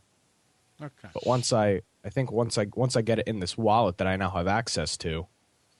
Now, you're sure that this is the wallet that you transferred it to? I'm 100% positive. Yeah, Good. the numbers line up. Good. Which is really nice. If I've ever seen a disappointed kid. Well, it's not that was Nick the other night. Oh, wasn't I lost the thing. it. It was just it wasn't lost $3,500. I know I lost it. It's gone. It's a lot of money. Well, so what are you going to do? You going to cash them in, or are you going to wait for them to go to 30,000? Oh, yeah, screw that. I'm cashing them in now. No, screw that. You could transfer them to my Google wallet. Yeah. What are you going to do? Go to the Sam's Club? Yes, I have 2.9 Bitcoins. I like to buy this TV. No, we're doing Costco today. Oh, okay. I'm sorry. Costco. Good. Yeah. And for clarity on Costco, I like the store and some of their products. For example, their Kirkland batteries, their alkaline batteries, actually are some of the highest rated out there. They rate up there with the Energizers and the Duracells, probably made by one of the two. I just don't like some of the Fruit Loops at the top of the chain of the company. But you don't have to deal with them. I don't, and that's why I have a membership. That's why I buy from them. But I just hold my nose and buy from them. Yeah, that's fine. That's fine. They don't care about me. So where do you spend Bitcoins? And I don't think I guess you could, like these guys who were doing the ransomware, the whatever it was at Crypto Locker, you had to send them Bitcoins to be able to unlock your data. From what I know, with actually spending Bitcoins themselves, the actual currency, it's mostly used for drugs and illegal stuff like that. There's a really, really popular underground drug market that you can't even access through the internet. You have to be part of their some part of their, it's like one of their networks or something, and that's where spending Bitcoins is popular, is that underground drug market. But a lot of what people do, there's an exchange, Mt. Gox, mtgox.com, and it's the biggest exchange, Silk Road, that somebody in chat, but that's what it's called. And you just cash them out there, and I would assume you just transfer them to PayPal or something. I don't really know. So I guess we'll see what happens. That's what I still. Oh, the FBI did shut it down. Okay, yeah, I knew that it was popular for a little while. The people that are cashing them out, they're taking them in. It's like somebody buying your stock. Yeah, essentially, you're bidding, and you're bidding on what you think. Like right now, the last Bitcoin sale for one Bitcoin was $1,115. Today's highest was $1,225, and the lowest was $1,063 per Bitcoin. So if you cash them in, do you get they would say, "Oh, we'll give you $900 for them," or do they give you the face value? It's like selling a stock. Yeah, well, no, I would probably make somewhere between $1,063 and $1,225. And that just looking at today's value. Mm-hmm. And that exchange is taking the risks now that it may go down to $50 the next day. No, I don't believe so. I believe the exchange people are bidding on them. I think the exchange is just the middleman. I don't think they're taking any risk at all. So there are people out there that really want to buy them. I see. Okay. Yes, yeah, that's supply and demand thing, and that's why they're $1,000 right now. So somebody in chat is wondering what mining means, and the way you receive a Bitcoin is by solving math algorithms. Math? So, yes, math algorithms. How did you get one? Yeah, see, the Inside best joke. part, I mean, that's like numbers. the best part about it, Mike, is you just set the computer to do it, and it just works, just like a Macintosh. So, in other words, you cheated. No, So what you do is you join this pool, and this pool is hundreds of thousands of people, all working on these math algorithms. And because you have so many people, you solve these algorithms very quick. If I had to solve one whole algorithm myself, it would take me years to solve it. But when I'm in a pool with thousands of people, we can solve it a lot quicker, and each person gets little bits and pieces of a Bitcoin. So if the pool can solve, an algorithm every few hours or every few days, or I don't know what the current rate is, because they get more complex every time you solve one. Every person benefits from that, depending on how much power they put into the pool, or if they solve the really requested algorithm. So that's how that works with mining. You're essentially just giving away your computer power to solve some kind of algorithm with other people. Or part of your computer power. Yeah, part of your computer power, yeah. It's mostly GPU powered, and that's why you can spend $20,000 on a Bitcoin mining machine that's just a bunch of GPUs all mixed together. But I still think Bitcoin is useless. It's still a useless currency, and it's gonna tank. The issue I dealt with was the issue that I just dealt with. Sums it up perfectly, that there is zero. There's no stability behind any of it. You click the wrong button and there's no PayPal support to say, all right, I accidentally transferred money to the wrong account. It's just sucks for you. Well, who did you contact? I got the wallet back, but if I accidentally transferred it to the wrong account, if I accidentally transferred it to you, Mike, there would be no getting it back. I couldn't contact the company that I transferred it with. I guarantee that. Yeah, they were saying when I read about it that it's like cash. Once you give it out, there's no way to get it back. Yep. And if you threw it away, that's it. You threw it away. Yeah. But lucky you. Yeah. So what are we going to buy with the money? Listen to him. What are we buying? I don't know. Well, what should we buy? Mac Pros for everyone. There you go. Well, no, you won't get a whole one for that, but you can make a down payment. Okay. Minor LA is saying, like that big internet crypto solving chase that starts every January 14th. Oh yeah, they do the. I think he might be referring to that like CryptoCon thing, where it's like a bunch of people go and just try to solve stuff. That might be what it is. I'm not sure. I know that there's something like that. Brian, do you have one of those Bitcoin mining computers? My current Bitcoins are valued at 17 cents. I have 0.000016652 Bitcoins without the added value. Overheated his video card. Yeah, I overheated the video card on one of the iMacs at school and broke the computer. Well, Nick, you've got a good start toward a TriCaster if you want to start saving toward one of those. Yeah. In all seriousness, I'm thinking of getting a MacBook with it if it does actually cash out. Here, you hit the gold. Never mind. What was that? Are you going to say I hit the gold mine and now I'm just wasting my money? Nah, I wasn't going to say that.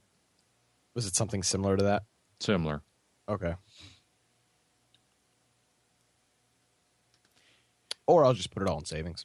He'll do what he wants to do, and most of the decisions he made lately. How do you overheat a video card? That's actually a very good question. I'm curious about that as well. Well, you take a 27-inch iMac, you run the Bitcoin mining software at 100% for a whole weekend, and you come back in and the computer doesn't work. That's how it works. But how does that overheat the video card? Because you are putting I mean, it's first of all, it's an iMac, so it's all condensed in the back of the computer, so it gets hot extremely. But they just work. You're missing the point. Well, they just work, but if you run that thing at 100% for actually it was a 4-day weekend, so for 4 days straight, you come back in, the thing is smoldering hot and it doesn't work. Mm-hmm. You just fry. I would assume you just fry it. What is it running through the video card? It's using the video card's power to solve the algorithms. It's offloading the graphics processor. Yeah, the school has no clue. It just stopped working. Well, I think I know where you're going to spend your money now. Hey, okay. Spence. We got a new one. Good morning. What are you doing here? What am I doing here? What are you doing on Computers 2K Voice? I mean, it's fine. Oh, I don't feel I'm all that presentable today. What happened? Nothing. We were out very late last night at an event in Chapel Hill. It was a reunion for Emily's dance company, and we were there. So we didn't leave there until after midnight. I thought something happened to the computers. Oh, no. You didn't get my email this morning? No, after about 5 till 9, I don't check. This was about 8:30. I sent it to you. Yeah, that's right. I did not check after. Oh, all right. No problem. Yeah. Well, I was out there scouring the storerooms in all the different stores in the area looking for deals. So we have specials. We do. All right. So, but go ahead, carry on. I'll jump in when the time's right. Okay. It'll be right in 7 minutes, but 8 minutes. But I need a portable, not a portable. I need a 2.5-inch hard drive. So keep an eye open for who has the best deal in carry, not Tiger Direct, for a 2.5-inch hard drive. Solid state or regular drive? No, I'm not willing to spend the money on a solid state, and even a 320 or something would be fine. I saw a 950 gig SSD for like $500 yesterday. Yeah, they're getting there. I saw a 250 for $149. Yeah, which is that hasn't been as much movement on those as I would like to have seen. How about a 500? Brian SSD. Brian says he has a 1 terabyte he accidentally ordered for $60, and normally I would take it, but I need it today. So come over. You got one? Yeah, 500. Cool. Who's driving? If you only lived in Seattle or LA, you could get it one day with Amazon Instant Delivery. One day wouldn't help. I need it today. No. I mean, I'm sorry. I meant same day. Same day. This almost sounds like Swap Shop on a AM radio show now. And you say that like it's a bad thing. No, it's. I mean, I miss these things. I remember they used to have them on 68 and on Kicks, where there was like what was his name, Mike? Bart Rittner. Was it Bart? Tom Kearney. They were doing the flea market kind Mario Dell. I think they still do it. Occasionally I hear it. They have a swap where you call in. They do it on the weekend. They don't do it during the week. I have a 1942 chicken plucker I want to sell. Yeah, but the thing though is that the internet's killed all that.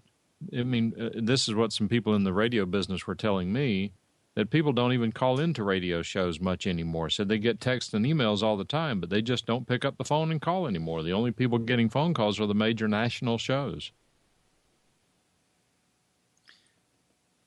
Could you do a little deja vu? We have the special segment. You could have a swap shop segment where people could call in and say, I have a 2.5-inch hard drive, blah, blah, blah, blah, blah. I'm willing to sell it for such and such and such and such. You can reach me at so at yahoo.com. Or you could connect people, somebody can call in. They can do that. If people want to do it, they can do it. I mean, we promoted it in the beginning. We wanted to set a segment, like I can't remember. It was like from 9:45 until 10. Or it never really took off. I don't know. Yeah, it didn't take off. We had a few people call in and offer things, but it was. Yeah. There's just too many places now that you can do all that. I mean, Craigslist, and it's there, and eBay if you don't need to sell it locally. That question's sort of answered, I guess. Yeah, but it's not as fun.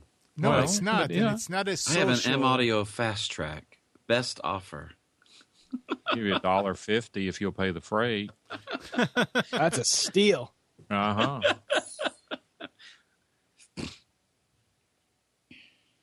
I'm glad Nick is here. Now I remember what that error on playing the HD movie was. It wasn't that the TV could not play it. It has something. I mean, we were watching a movie from Amazon, and it said that it couldn't play HD because something about the DHCP. The TV could not filter. Oh, were you playing it off of a laptop? Yeah. Yeah, that's why. You can't. Most laptop HDMI ports make it so that you can't transfer stream video to another monitor. Oh. You have a smart TV? Well, smart. No, it's about 3-4 years old. So. But does it have smart functionality? What are you talking about? Smart? I mean, no, it is not. So it doesn't have the Amazon TV. app. It's a real dumb TV. It doesn't have anything internally to get on the internet. No. Okay. Let's see. What could your options could be? So I was thinking about that splitter you told me. Go with components. Probably easier. Get an HDMI to component splitter. It's no big deal. It's no big deal. I was just wondering what was the reason. Yeah, I know that works with the Time Warner cable box, so I would assume it would work with your laptop as well. I can't guarantee it, though. Yeah. All right. Good.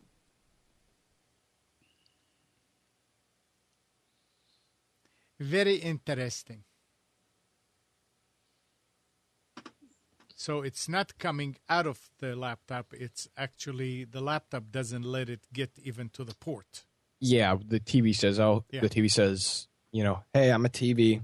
You're sending HD stream video here, and the laptop says, nope, sorry, can't do that. Yeah. Okay. Watch it on the laptop screen. Actually, are you using the laptop as mirrored or extended desktop?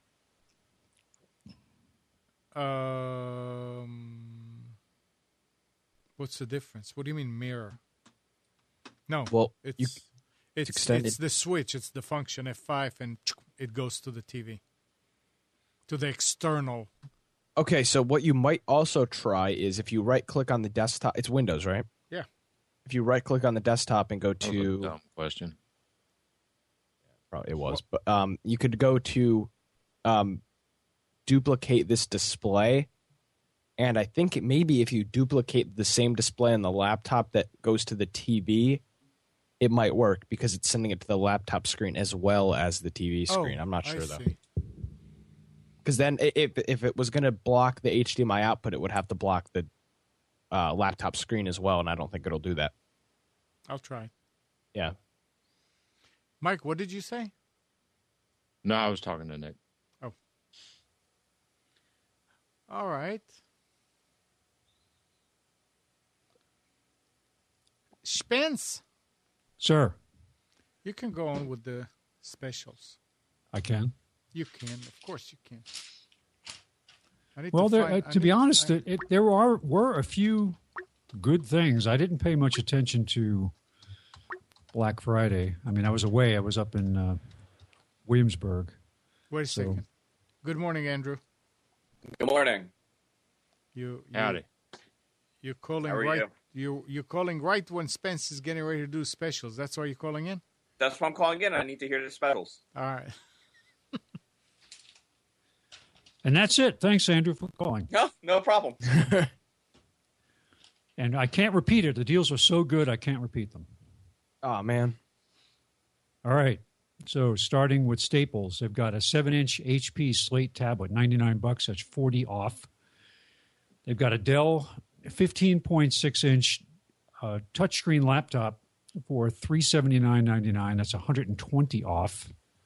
They've got an Acer 11.6-inch AMD A4 touchscreen laptop for $379. That's 100 off. This is an interesting deal. Dell i3 desktop computer 8 gig of memory, 1 terabyte hard drive, loaded with Windows 7. Advertised in their ad today for $429. Save $120. So for those of you out there that would still like to get a hold of a Windows 7 desktop, here's your chance. That's a dual core, though, right? That is an i3. It's a quad core.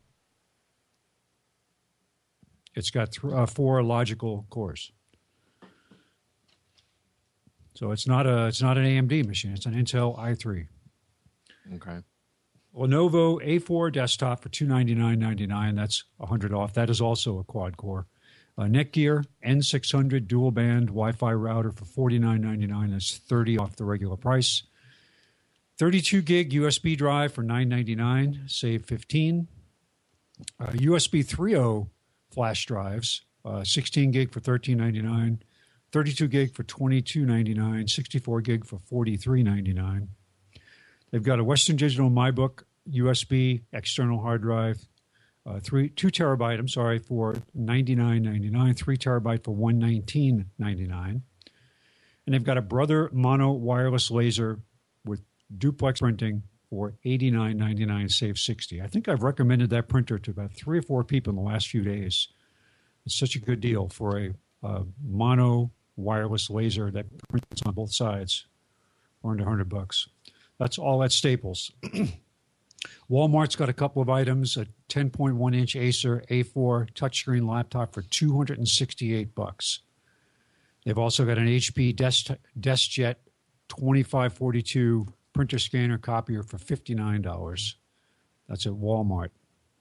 Best Buy's got a Brother MFC J475DW. This is a wireless inkjet printer scanner fax copier with 2-sided printing, $59.99, save $40. They've got an Acer 20-inch LED monitor for $89.99.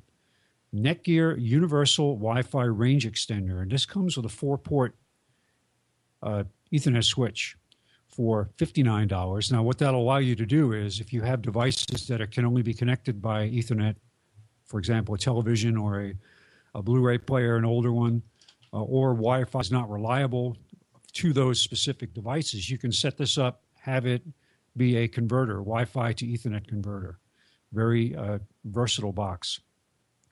Logitech MK320 wireless keyboard and mouse, $24.99, save $15. That's probably the cheapest you'll see it out there. CyberPower 625 VA battery backup for $44.99, save $20. And they've got a Sunday Monday deal on and you can all rush out and buy this 10.6-inch Microsoft Surface RT tablet, 32 gig for $199. That's $150 off the new low regular price. That's at Best Buy. Office Max has some Sunday Monday deals. Acer 24-inch monitor LED for $99.99, save $80. 64 gig flash drive for $22.99. They have a Dell 8-inch Android tablet, $139.99, save $40. Those are Sunday, Monday only. They've got a Brother printer scanner copier laser with duplex printing for $99, save $50. Wireless HP printer scanner copier inkjet with 2-sided printing for $119.99, save $30. I would say that duplex now is it's table stakes. It's you want to go with a printer that prints on both sides just to save paper. It's so much more convenient.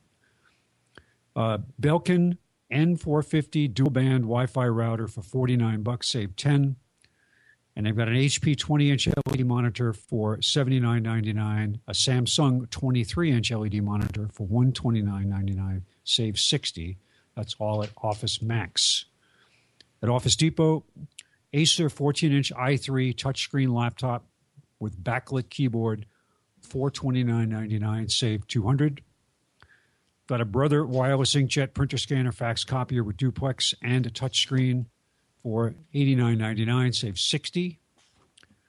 They've got, this is actually the printer I have. It's the Brother wired printer scanner fax copier laser printer for $129.99. Very versatile for an office because it does have the fax machine built in as well as a 35-page document feeder for copying.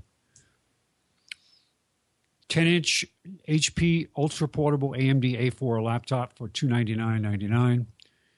Lenovo A8 desktop with 8 gig of memory, 1 terabyte hard drive for $399.99, save $130. That's at Office Depot. And finally, Tiger Direct, they've got an Acer 23-inch LED monitor for $109, save $30. A Dell 24-inch monitor for $139, save $99. They've got a Seagate 1 terabyte USB portable hard drive, $64.99. Kingston wireless card reader. I'm not sure if any of you have seen this thing out there. It's actually pretty versatile. It is a card reader that will read SD cards, has a USB connection. Not only will allow you to read it, it'll also allow you to share it wirelessly as well as charge your phone. And it's all for $39.99. They've got a Western Digital 1 terabyte, 3.5-inch SATA drive for $54.99 after mail-in rebate. They also have a 3 terabyte drive, Seagate 3 terabyte, 3.5-inch drive for $89.99 after mail-in rebate. They've got an Asus 15.6-inch i3 laptop for $329 after a mail-in rebate. And finally, a Monday-only deal, a 240 gig Kingston solid-state drive for $159.99, and that's at Tiger Direct. And that's it. That's pretty good. Yeah, not bad for the weekend after Black Friday. I wanted to bring this up while I had a chance, so I have the microphone here. Did anybody see the story that supposedly NASA received a SOS call, radio signal? This has happened back, when did they say it happened? It was a number of years ago, but they're only just now talking about it because they only just now figured out how to supposedly decode it. Is this a fraud? I mean, I'm reading articles about it that are not coming from sites that are known, like The Onion or something like that. Supposedly a distress call from an alien civilization, but it had to have come from like 80,000 years ago, because that's how far away it was. It's probably a bug in healthcare.gov. That's probably it. Yeah, I see. A story actually, Spence. I was reading it the other day, but the sites that are reporting it are like alternative news websites. Yeah, that's why I was wondering, because I didn't see it on any known sites, but they're not necessarily sites that are known for hoaxes. But it just seemed odd that it wasn't making the regular news. This is I picked this stuff up on Zeit, which if nobody's using it on their phone or their tablet, it's a great news aggregator that really does a good job of presenting news in an easy format. Great text stories if that's what you want. But you can set up your own channels, too. You can set up based on keywords for it to feed you stories. Well, if it is true, I'm glad that it took us about 14 years to decode the message. Yeah. Yeah, just in time for the holidays. Yeah, just in time. Scare the crap out of everybody. Oh, well. So what are you going to do now? What is who going to do now? Are you going to? Are you staying with us or? I'll stay for a while. Yeah. Oh no! I was just wondering if you had. No, I don't have to run out. I mean, I just like I said, I got a very late start today. Didn't get to sleep till after 3. So. Crazy night, huh, Spence?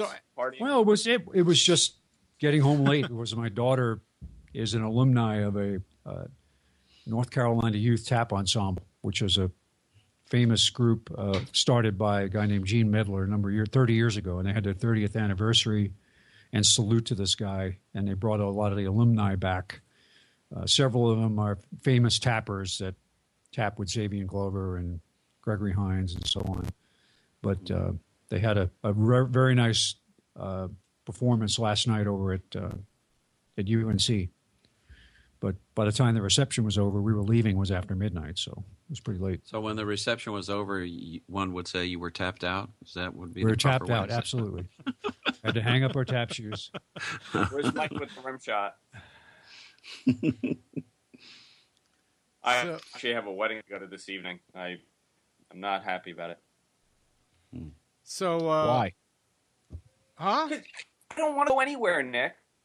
I'm sorry. Tell us about the I want phone. to stay at home. Tell us about the phone, Andrew. Yeah, I got the LG G2. It's a phenomenal phone. It's a super fast phone. I got it for a good deal on Amazon. They Verizon is selling the thing for almost $200, but Amazon is selling it for $39, which is crazy. But it's the flagship phone for LG. It's actually the fastest phone on the market right now. It has a Snapdragon 800 processor. It's a great phone. I mean, overall, it's a phenomenal phone. It has a quad-core processor. Yep. It's just amazing. Do you think I can broadcast on this thing? I think you can run Wirecast 5 and X264 on it easily. It'll probably give me better performance if I could somehow manage to run like VidBlaster on this thing. I could probably. All right, that's an infraction. No, but it's a really good phone. I've already rooted the phone because the downside of getting a phone like this is that they load up so much junk on it, between Verizon's junk and all the LG junk, and you can't uninstall it. So imagine if you bought a computer, just went to the store, got a laptop, it was on sale, and it came with all this bloatware, but you were not allowed to uninstall it. You had to hack the system in order to do it. So I rooted it, and I was able to uninstall it with Titanium backup.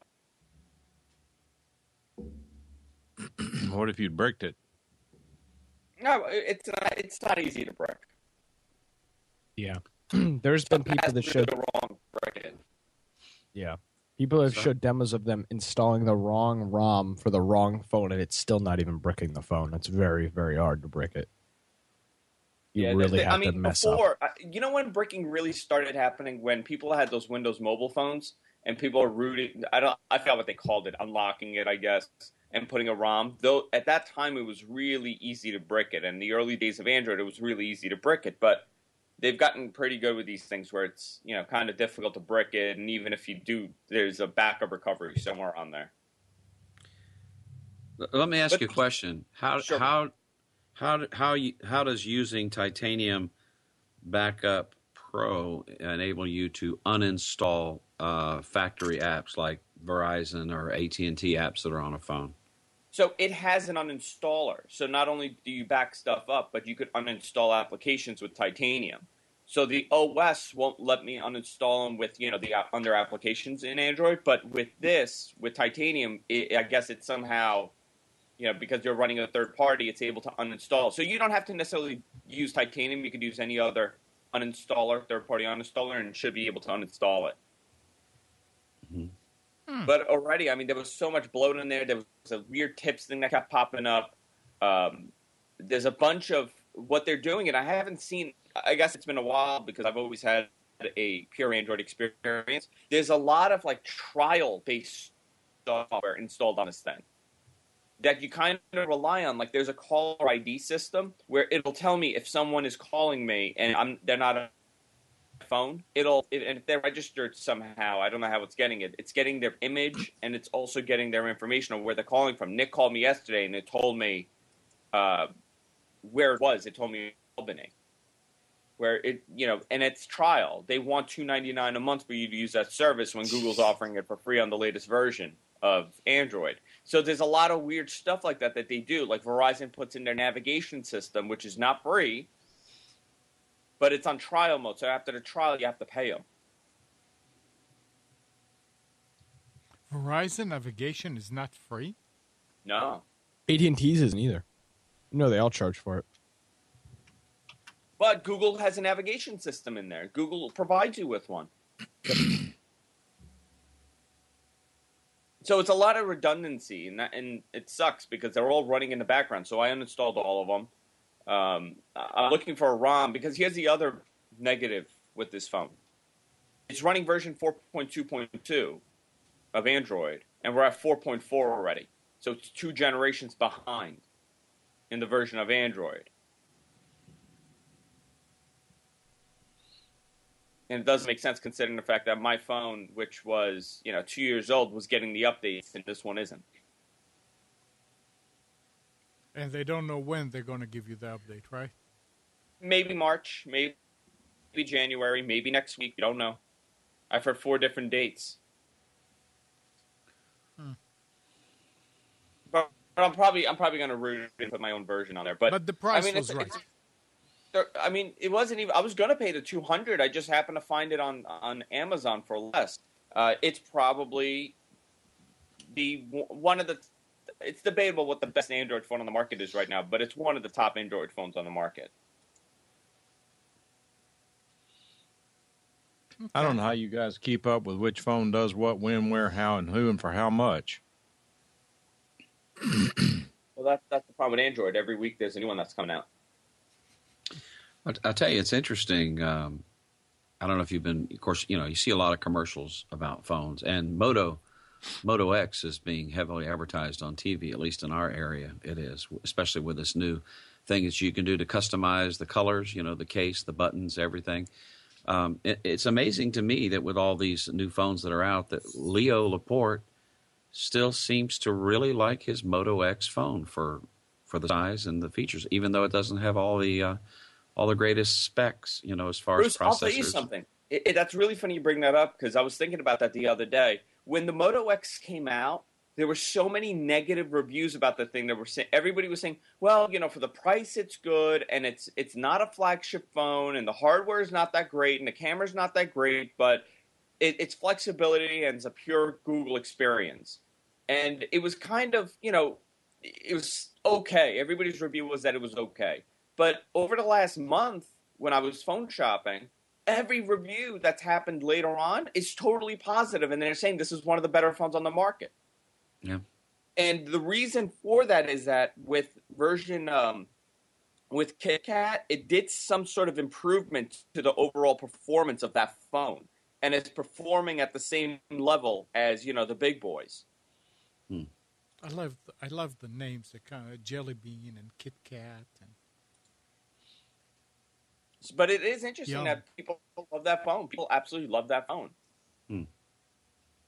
So, my wife's got an iPhone 4, and now she's got a new Galaxy S4. And there's the issue of how to move contacts from her iPhone 4 to the Galaxy S4. And Eric Schmidt wrote about a 900-page post on Google Plus on, how to switch from the iPhone to the S4. Or to any Android phone. It was kind of interesting, but what I ended up with was she has a lot of her contacts from her iPhone on the S4 now, but they didn't all come with the phone numbers. Some of them come with like the emails, and there's a lot of duplicates and everything. So I was just doing a little search here and found a YouTube video that I find quite interesting. My wife's actually on the phone with Crystal, somebody who was really helpful to her from AT&T's support yesterday, because one of the things she liked about her iPhone, she liked that all of her notifications would show up on her lock screen. That means emails, messages, text messages, Facebook posts, and stuff like that. She could just turn her phone on without unlocking it, and she could see all her notifications right on the lock screen. Now, there's an app that you can do that on an Android phone, but you have to have 4.2 and above. It's called NILS, N-I-L-S, something like that. But anyway, it was a really simple video. You just install the Bump app on your iPhone and the Bump app on your S4. You go on the iPhone and you select the contacts, and you just bump the phones together, and you move all of your iPhone contacts over onto your S4. It looks very simple, and so I'm going to give that a spin later this afternoon. So, Bruce, I have a couple things I noticed, and you brought up something interesting, because I had a big problem with getting my images over.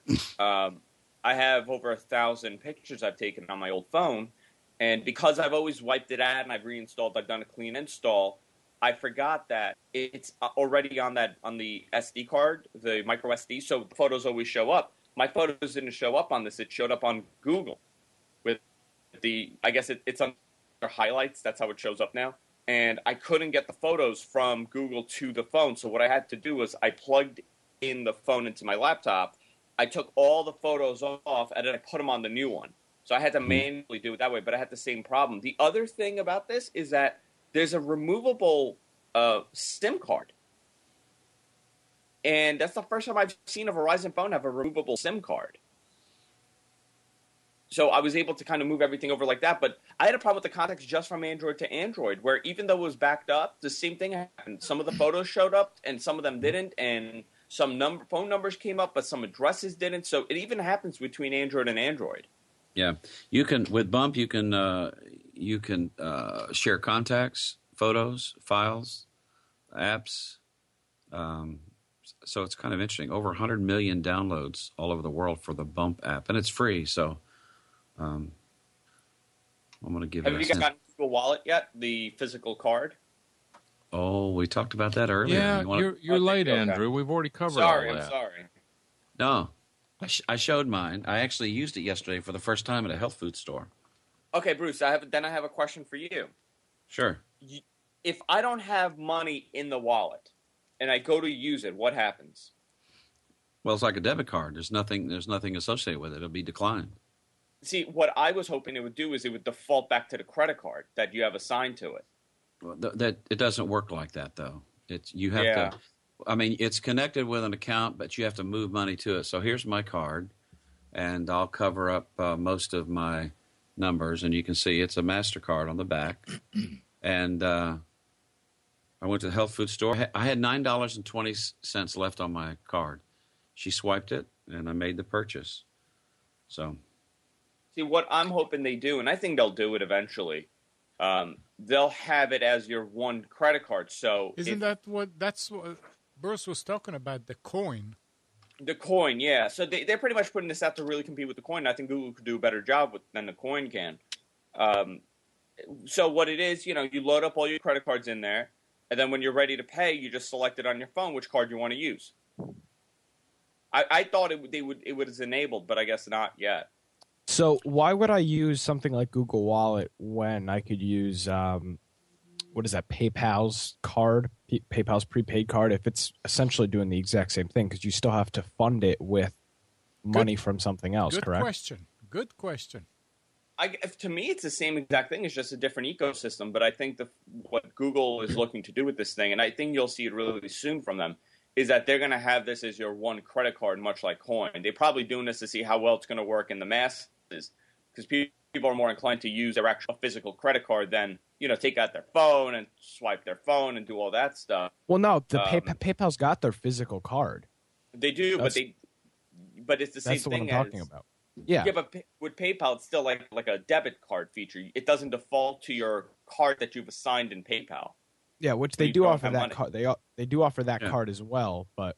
And then there are transaction fees. Is Google going to be less because they're going to kind of use some of your purchasing information to help their advertising business? That's a thing to consider here. But but I agree with Andrew. It's a different ecosystem, but I think there could also be some differences as far as transaction fees. What are you paying now? With what? Google Wallet? No. Bruce, what are the fees now? I don't really know. I think they're waived. I think they're waived right now. There's no fees.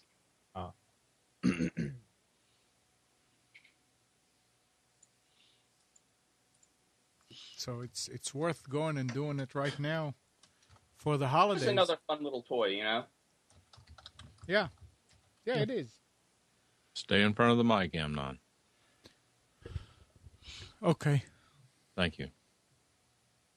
See, I think the coin concept is really good because I have, 6 or 7 credit cards. I have 2 business cards and I have 2 of my personal cards, and we have like backup cards. But I would love to be able to put all my cards on, on one device and just use that.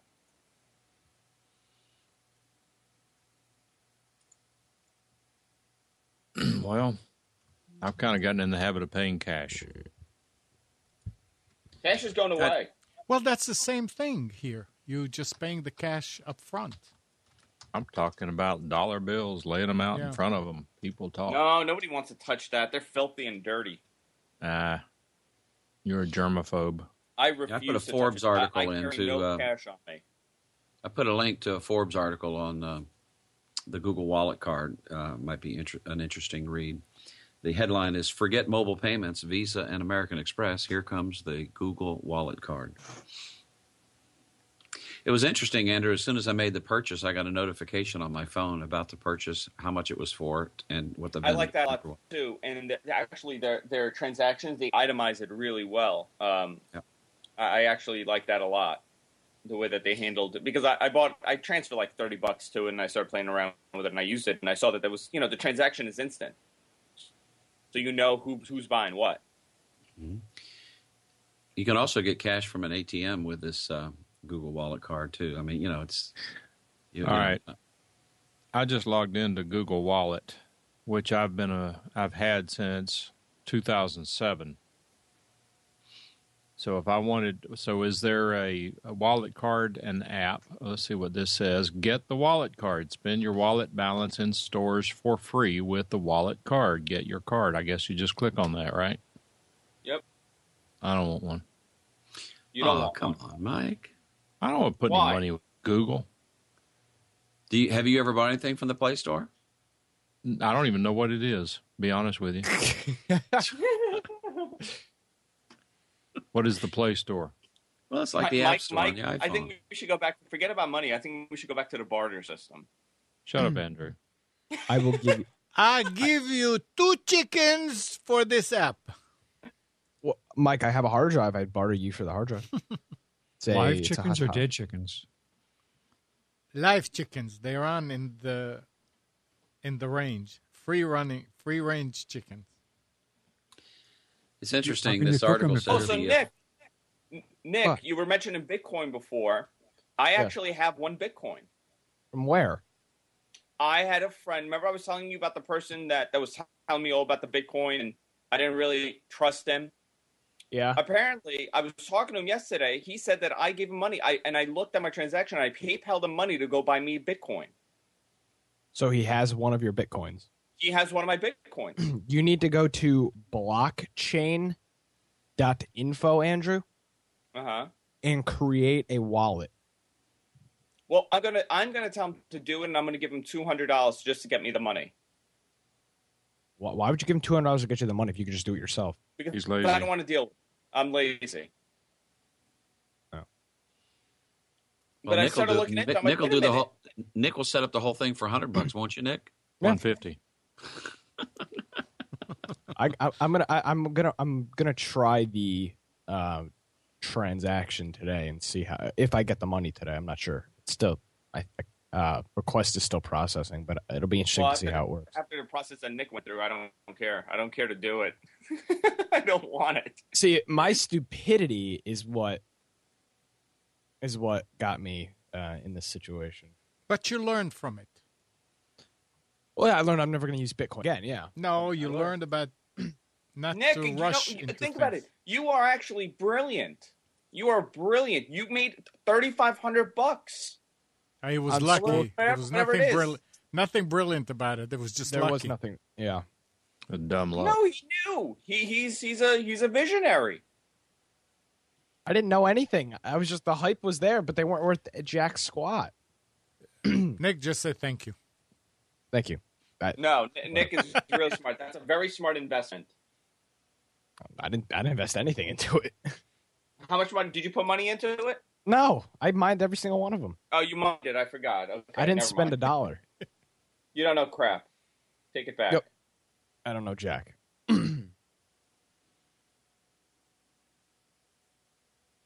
Dan will fix it for you, and he says he'll do some cheetah flips.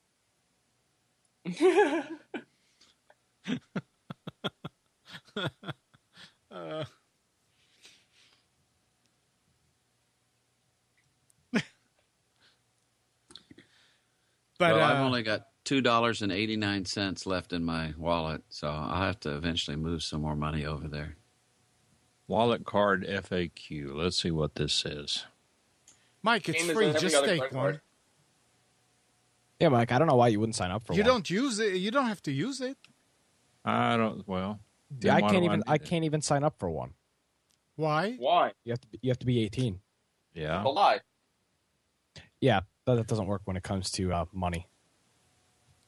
That and really it's only doesn't make good sense in the U.S. for right now. Yeah. That part of the problem with Google Helpouts is they only pay you through Google Wallet. Ugh. So you have to have it. No, not as long as you're doing it for free. Oh. Yeah, but you're not going to do it for free forever. I'm probably not going to do it forever. I haven't done one in 4 days. Or you're done? No, I've been busy. How do we find out when you do one? Is there a notification or? No, what happens is if you go to helpouts.google.com, search for computers and technology or whatever it is, and find mine, it'll either have a calendar entry that you can sign up for it, or it will say available now. If it's available now, you just click on it, you join a hangout with that person. Has anybody? So you do your help outs for free, Mike? Correct. I do. Has anybody ever offered to pay you after the help out? No, I haven't done but about 5. Okay. I'd be interested in how that works. If you help somebody out and they understand it's free, and they take a little more of your time. If they say, hey, where can I send you some money or something like that? No, Like, are the people normal that are calling you, or are they wackos? About half and half. A lot of them, and I'm sensitive to this. I mean, I'm not being funny when I say this, but a lot of these guys are in third world countries, and they're desperate to talk to anyone who knows anything about technology. I would say I've probably done 10 calls. I don't know, 8 or 10. And I'd say probably 3 of them were people in that category where they were just asking. What? What were they asking?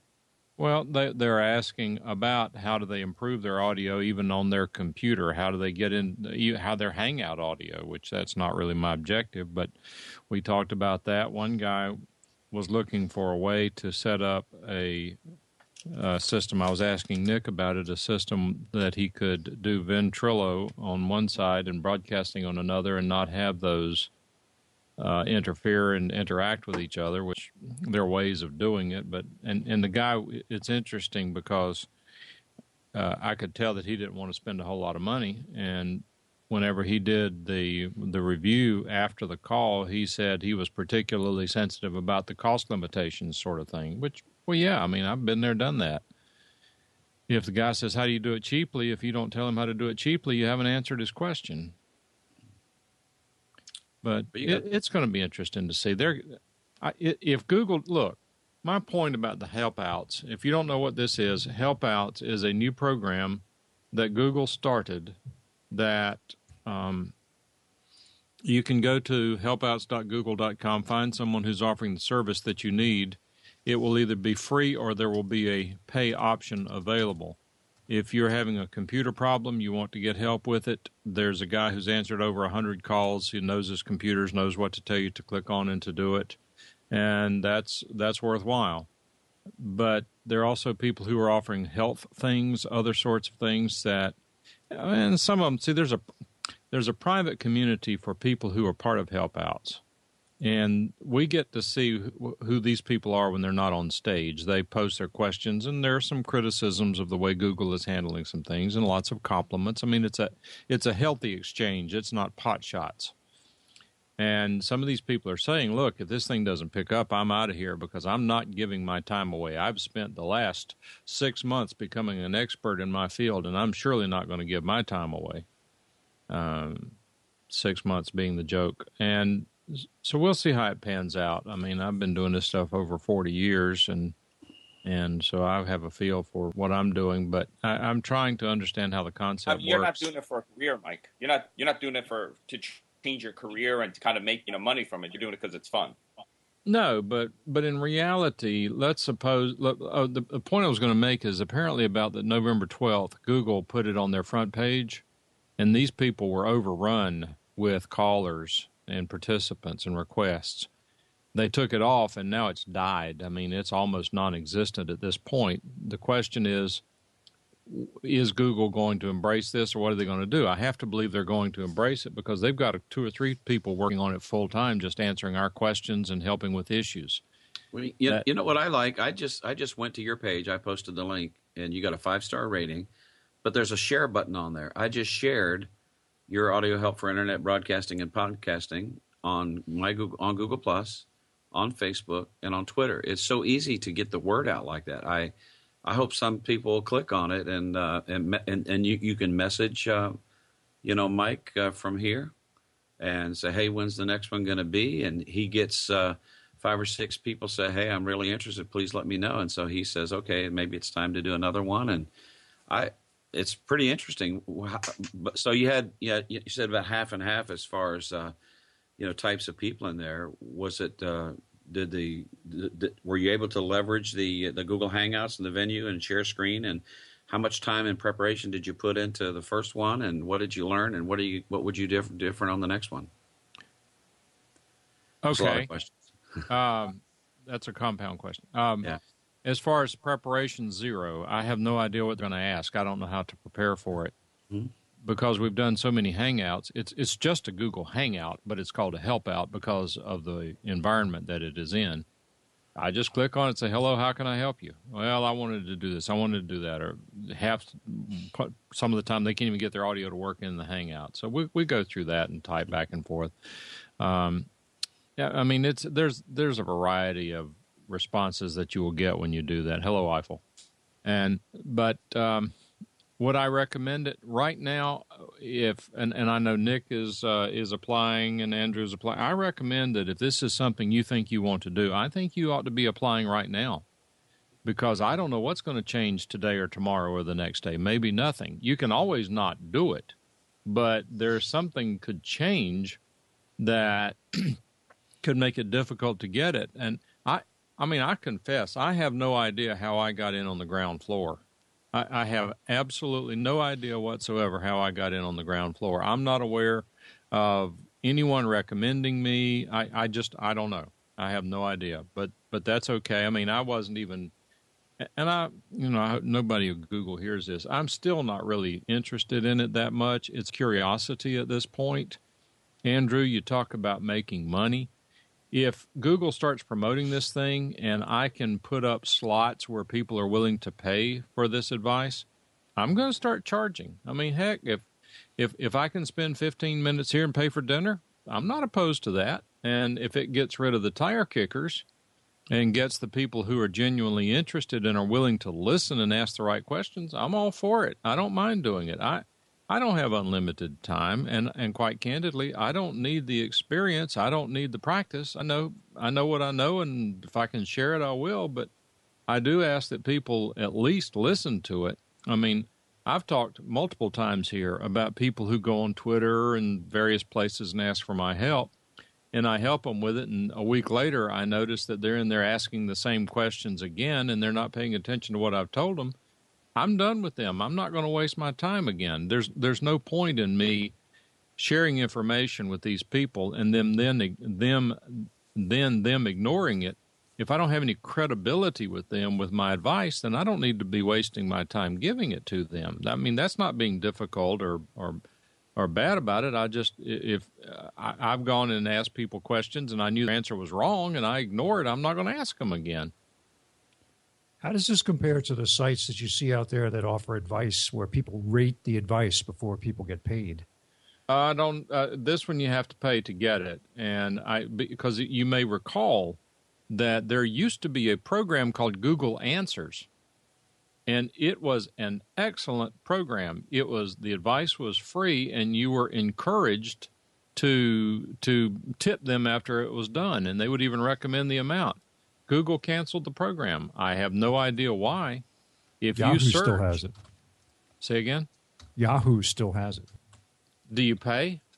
In some form. I mean, I will search forums at times looking for an answer to a question, and you'll see the thread will say, this answer was rated 82%, and the person paid for the advice. Sometimes it's very lame questions, but yeah. And that goes with the territory. One of the things that I think has to happen, and I think we were talking without getting off the subject too far, but one of the things that has to happen is there's going to have to be some qualification through all the help sites that are out there on the internet, because now, particularly with a computer problem, you go in there and say, I'm getting error 0x8C00008. You can go through 5 sites of people who are just lame answers or somebody asks a question and somebody gives a lame answer, to be sure to reinstall Windows, and then they come back and they ask the question again, then the thread dies. Those threads ought to disappear. They're just a waste of time.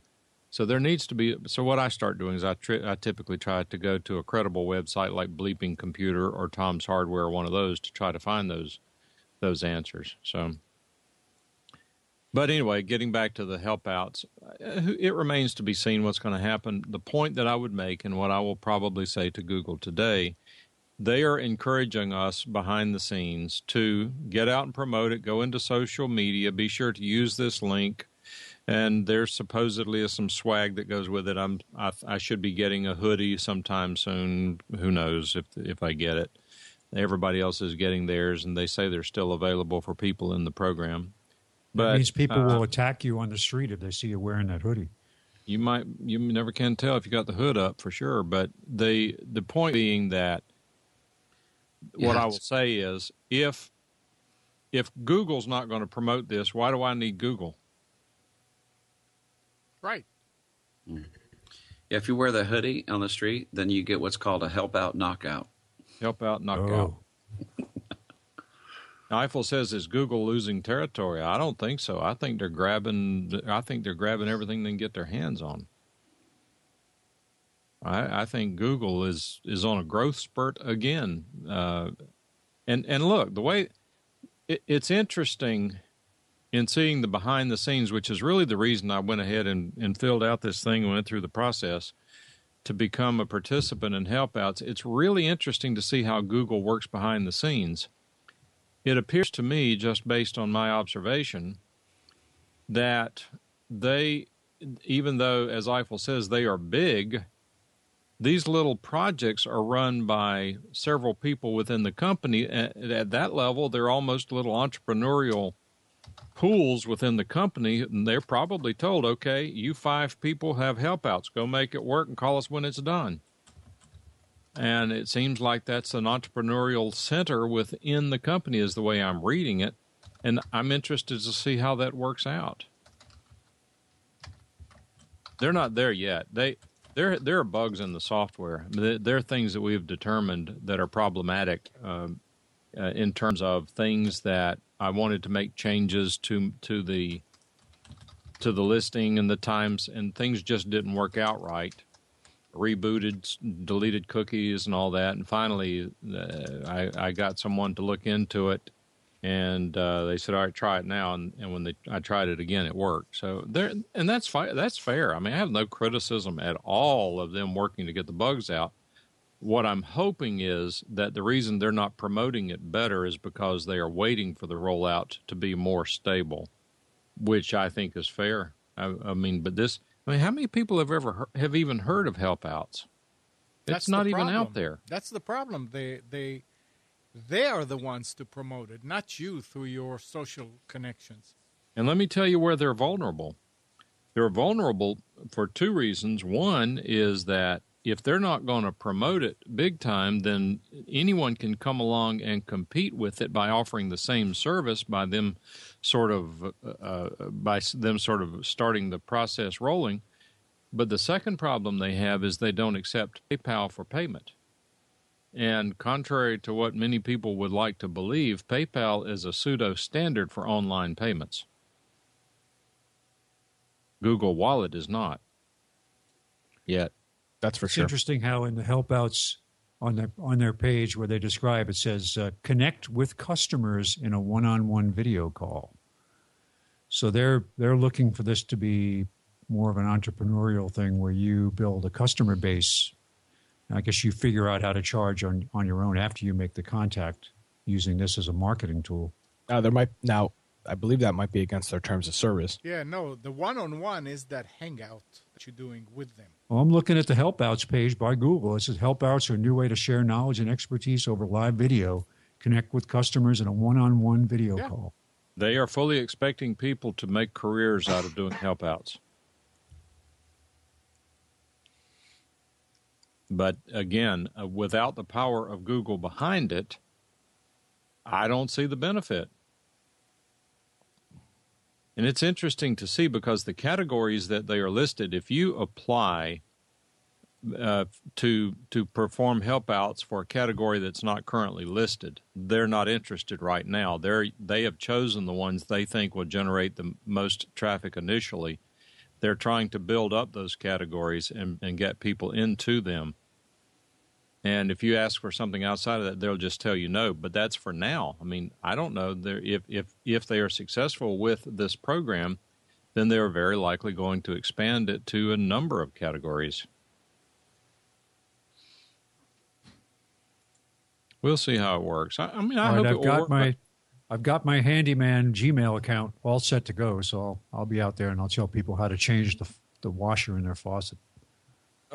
Big business, big business. Oh, I'm sure. Believe me, I tell you, I haven't talked about this that much, but my current job that keeps me the busiest is working both independently and for a handyman service here, and I tell you, there's more than enough work.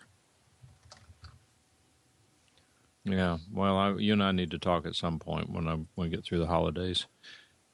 But maybe there's an option there. I don't know. And part of the problems, the startup jitters, are that you get some guys coming along leaving 1, 2, and 3-star ratings, and I will assure you that almost every help out that's being done is a 5-star help out, particularly the free ones. I mean, how do you give somebody a 3-star rating if he does his best to help you for free?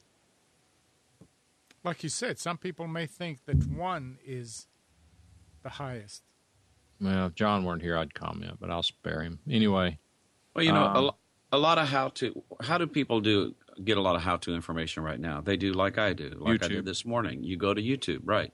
You find YouTube videos and you write them and you click show more and you see, and then you look at the comments and, try to figure out whether this guy's advice was good advice or not good advice. But the help out gives you a little more hands-on type thing. You get to actually talk to somebody and ask them questions. Two-way, yeah. So it's going to be interesting to see, how it pans out. But YouTube's still going to be the go-to place for a lot of answers to questions and how to do stuff. Okay, because those are prepared answers. And that has value. If you're looking for let's say that you're looking for an answer to a question that's asked over and over and over and over and over and over again. And YouTube is, fabulous. My skill set in being able to accomplish things at a mechanical level has improved dramatically because of YouTube. I'm as much as we like to criticize them here for the stupid things they do, the good stuff they do is just awesome. Mm-hmm. By the way, I've got a telephone number, and to finish off on help outs, anyone who wants to get an invitation code, Nick will tell you it's somewhat of a pain to go through the process, but it's take it or leave it. But here it is. I've got a telephone number. I don't want to say it over the air, so don't. But I'm going to type it in chat, and let me tell you how to use this number. If you want to get a help outs invitation code, then what you do is you call this number and tell them you want an invitation code. Now, the first time that Nick did it, it's the wrong number. First time Nick did it, they sent him an email that said, thank you for requesting your code. We'll let you know when one is available. And he was all upset about that. So he called him back. And she said, okay, I'll send you one. Then they sent him the same email again. Then he called back again. Then they finally sent him an invitation code. So you have to be persistent. But I did ask, specifically I asked the powers that be at Google, I said, do you want us giving out this phone number to have people call and harass you? And they said, we don't want you publishing it, but if you want to give it to people whom you think would be appropriate for the program, then yes, give it to them and have them call us. So I just put the telephone number in chat, and the way I recommend you use it, I don't know if they're there today, but I think they're there like 6 a.m. to 6 p.m. Pacific time, Monday through Friday. You could try it now. They may be there, for all I know. Tell them you want an invitation code. Give them your Gmail email address. Whenever you get the email, if it's the wrong one, call them back, say, I just called for an invitation code. All I got was the thank you, don't call us, we'll call you email. Could I get the actual invitation code? Okay, I'll get it. And then you get you call them back. They may give it to you on the first time. I know it's a small group, and they are, I got to give them credit. They are working hard. There's this lady with them called Maria F., And I mean, she was posting at 2 o'clock in the morning, Thanksgiving morning. As far as I know, I think she's in the United States. I'm not sure. John says, I'll try not to call too often. I wouldn't call more than about once every 3 minutes, John. Anything less than that, I would call till I got the result that I wanted. That's what Nick had to do, and it worked for him. I would recommend that if you want to get one, that's what you should do. Now, when the process, once you get the invitation code, what will happen is that you have to complete a profile and submit it to them for approval. Once you submit the profile, it will say to you, schedule an interview. That interview is a help out or a Google Hangout one-on-one that a Google person and you meet to discuss who are you, what are you doing, let's see what your video looks like, what is your backdrop, do you have porn pictures on the wall? Sorry, Andrew. They're going to look to see if it presents the sort of image that Google wants to present, and they'll tell you what has to be fixed in your profile. They'll do some of that by email, but the process is they have to approve you. And I will tell you that once they approved me, the guy, when he and I talked, he said, okay, if you'll make these changes to your profile, we're going to fast track your application. And I was late. And I said, okay, great. This was on a Friday. By the following Thursday, it still was not done. So I called back and I said, let them know. I said, I don't know what's going on here, but I did everything they asked and I submitted it and I haven't heard anything. Well, let me look into that. Oh, yeah, it's pending. Everything is okay. It's still pending. An hour later, it was approved. They're behind. I mean, there's the question, but apparently the squeaking wheel is getting the grease. Well, but Mike, you know, we've been doing 2K Now help outs here for years now for free. Haven't we? I get paid. I don't know about you guys. You get paid for computer support? Yeah, it's just a wink and a nod. Yeah. Well, it's all depending on what you're after. By the way, I did have an interesting experience yesterday or day before, whenever it was. My son took his HTC1? Is that it? Yep. HTC1? Mm-hmm. Is that the one you had, Nick? No, that's a phone, though. He took it out of his pocket and the screen was shattered. What? The screen was shattered. Well, that's what happened when you put it in the back pocket and sit on it. It wasn't in the back pocket. It was in his front pocket. Was it a full shatter? Totally. Maybe it caught a bullet. Well, if he did, it served its purpose. But anyway, I called my buddy over at Triangle Cellular Repair, asked him how much to repair it, and actually my son went to, I think it's Triangle Town Center. There's a place out there, I don't remember the name of it. It was a place in the kiosk. They offered to repair it for him for $130. And I thought about it, and I said, well, I need to at least check with Nick over at Triangle Cellular Repair. It was after hours. I called him. He answered the phone. I said, do you repair that? Yes, we do. And he said, but I'll tell you right now, I don't have the glass for them in stock. I have to order it. Oh, okay. How much? He said $200. And I said, well, he's over at some store. I don't know where it is. He said, probably so-and-so. I said, I don't know, but they're quoting $130. He said, they're not using OEM glass. They're using aftermarket glass. Yep. He said, sometimes it works, sometimes it doesn't. That's the experience I dealt with. When I had to get my Note 2 screen replaced, I went to the kiosk in the mall, and they just did a horrendous job. Absolutely horrendous. The phone was unusable after it. For $70 difference, he got them to do it, and they did an excellent job. The mall kiosk people did? Yes. That's surprising. That's really surprising. Well, I know, Nick, but you've had one experience. I mean, we can't indict everyone in the mall who does glass replacement because you had a loser do yours. True. It's just, that's interesting. So, and and one of the things I had him ask is, what is the warranty? And the warranty is 30 days. If it doesn't, if he's got 30 days to find out if it works, and as many times a day as he uses that phone, if this glass is going to separate or fall out or whatever over a 30-day period of time, then if something would happen, you would hope within 30 days, right? Yeah, you'd hope so. So Tom, yesterday, watching Modern Family, and the kid sat down, and the guy goes, "Oh, watch it!" And he takes out his tablet or his iPad, whatever, and he opens it, and pieces of glass fall all over. Can't hear you. Can't hear? When you move away from the microphone, we can't hear you. It's hard to hear you when you move away from the microphone. If you're in front of the microphone, we can hear you fine. I need a different mic, Mike. Yeah, okay. Let's just go get that one on the room and across the room and turn it up. No, I said it's pieces of glass fall in your lap, like you open the folder and.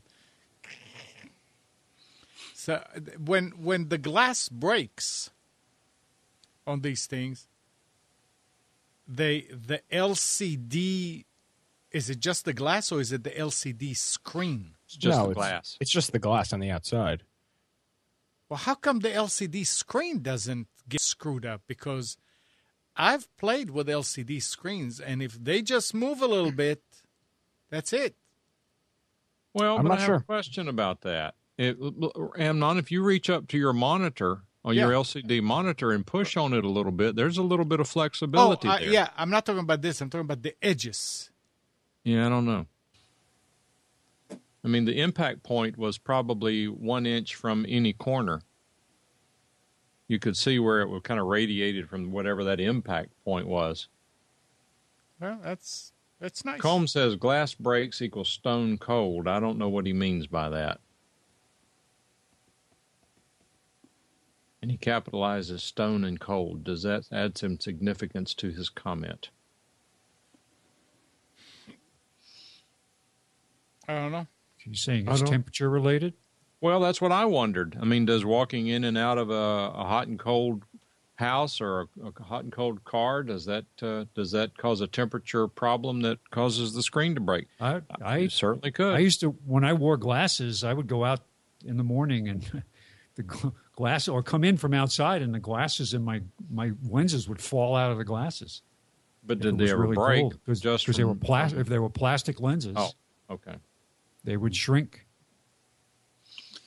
I'll put my Note 2 in my left front jean pocket, and if it's in there, fine. I have no problem carrying the Note 2 in my jeans pocket or any pocket for that matter. But there are times, like for instance, when I'm traveling and you have to take your shoes off and then you have to put your shoes back on. I'm kind of sensitive to sitting down and then bending over to put my shoes on and tie my shoes with that phone in my left pocket for the same reason. If you had it in your back pocket, it's a little tight. So when I'm doing that kind of an action, I take the phone out of my pocket and I put it down on the seat next to me. Because I feel like I've never had any problems like this, but it would add a little more stress to the phone by doing that. So. Yeah, I mean, it is what it is. It's just like we went to his home, completely off subject, but we went to his home yesterday up in Concord, and I looked back at his washing machine hoses, which I'm sensitive to now because of the experience my daughter had, and I noticed that the hoses weren't exactly installed correctly. The 90-degree side was at the valve instead of on the washing machine, which meant that he couldn't push his washing machine as far back. In fact, Spence, I'd be interested in your comment on this. Couldn't push the washing machine back as far as he would like to. So I got creative and I decided, what the heck, I'm going to reverse these washing machine hoses. I took them off and I could not turn. I tried to take them off. I could not turn the nut on the one next to the turnoff valve in the wall. So I got a pair of pliers, loosened it up, got it off, and then I noticed where the hose goes into the nut is supposed to rotate around the hose.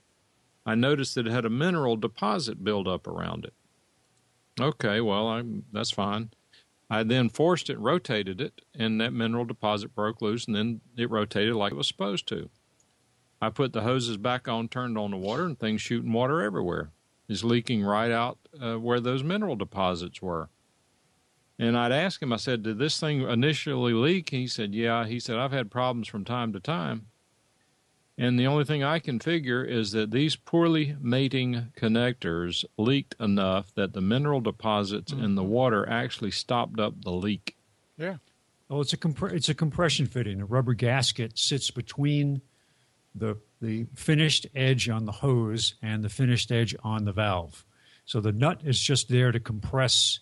If you look inside there and you'll see that where the nut turns, where the mineral deposits were, you'll see a rounded edge that's just slightly larger than the inside diameter of the hose. Yes. That surface is supposed to push against the gasket, which in turn pushes against the flat surface on the valve itself. There was nothing pushing against that rolled over piece. And the gasket was missing. The gasket is missing because there's no way that it'll leak because water is Went not to Lowe's, looked at new ones. They don't have any that looks the same. I mean, the washer was in there. Yeah. Then the washer is messing up because Are the they water... braided hoses or were they just regular rubber hoses? The red and blue rubber hoses that you get from Lowe's. Yeah, get the stainless steel braided ones. Well, I did. And I went back last night and got them, and I also have these 90-degree angles that I'm going to put on those because, to me, that makes a lifetime hose. Some washers have 45-degree connections off the back. Some don't. But this one does not. Yeah. The thing to recommend is to get one of those single-lever shutoff valves. Yeah, well, that's the he rents, so the landlord would have to get involved in all that. Right, Oh, I had one other question about that. Whenever I reached in to turn off the water on the valves coming in at the little inset where the whatever you call it, where the drain and all that is. Yeah, access. The access it's a panel? trim plate that sits inside the sheetrock. Right. When I turned off the valve, the whole thing rotates. Yeah, because it's plastic tubing behind it. Is that what it is? I thought maybe they had used flexible tubing or at some point. No, it's what it is. It's plastic. It's the new stuff. How old is your house? Would it be PEX or would it be hard it's plastic? It's probably PEX if it's 15 or 20 years old. Okay. But the new versions of it you see it in red and white. I don't see how that passes code. It is if you use the metal fittings. And the other thing that I noticed about it is that, and I've seen this plenty of times on a gas valve, but between all the way closed and all the way open, the valve leaks. Yeah, it's because there's a seat in there. There's a gasket that only makes contact when it's fully closed and fully open through the shaft. You could tighten the nut that goes around the shaft on the knob, and there's a packing in there that seals that. But they're only meant to be fully open and fully closed. A lot of people don't realize that, and that's dangerous. Yep. I happen to know it, but I was just surprised that it actually leaked that much between open and closed. The packing dried out. Yeah, you can repair anyway, we it. told the landlord about it. If you're going to go to the trouble to repair it, it might. Do you have access to the plumbing behind the wall? Well, they do. I'm not going to go in and redo plumbing in his rented house. Oh, I thought this was your house. No. If it were my house, it would have been fixed already because he actually has a basement where he can get underneath it. I mean, it would be trivial to replace as trivial plumbing goes. Right. But anyway, I got new hoses and angles, so he'll solve that. But always, the reason I brought the story up is because it was funny because he's 26 and this is his first house, and he said, "It is always something in a house, isn't it?" I said, "Remember that statement." Yep. I mean, I went there, and it's the first time we'd seen his house. He's been in it about 8 or 9 months, and the first time I'd seen it because where it is, and got in there, and I could have spent 2 days sitting there just doing little things that needed to be done. But I love doing that kind of stuff. Spence and I are going to start a home repair business. I tell you, if I thought I could handle all aspects of it, I love doing the work. It's some of the nonsense that goes along with it that could be a problem. Like what? Well, customer satisfaction and recalls. Well, you know what you just said. It sounds like what my friend who's a doctor says. He says, "I love being a doctor." He said, "I just hate dealing with patients, and they're sick all the time." I've been working on things now. Like we're getting more and more calls through a property management company, and they'll be the full gamut from the refrigerator, the flap on the freezer that delivers ice is broken. Mm-hmm. And go look at that, and there'll be a very, very common thing is there's something wrong with the toilet. It doesn't flush right. It doesn't stop running. It leaks. Yeah, he had a problem with his toilet as well. Yep. So that's very common. That's several times a week. But other things, it could just be a lot of plumbing things. But sometimes electrical, you go in, none of the outlets in the bathrooms work. And once you get past the initial thing, which is the GFI is tripped, right, right, and you figure out that works, and you find out that only the GFI works, but none of the outlets do, then you start to rub your head. You're like, oh my gosh, what is this?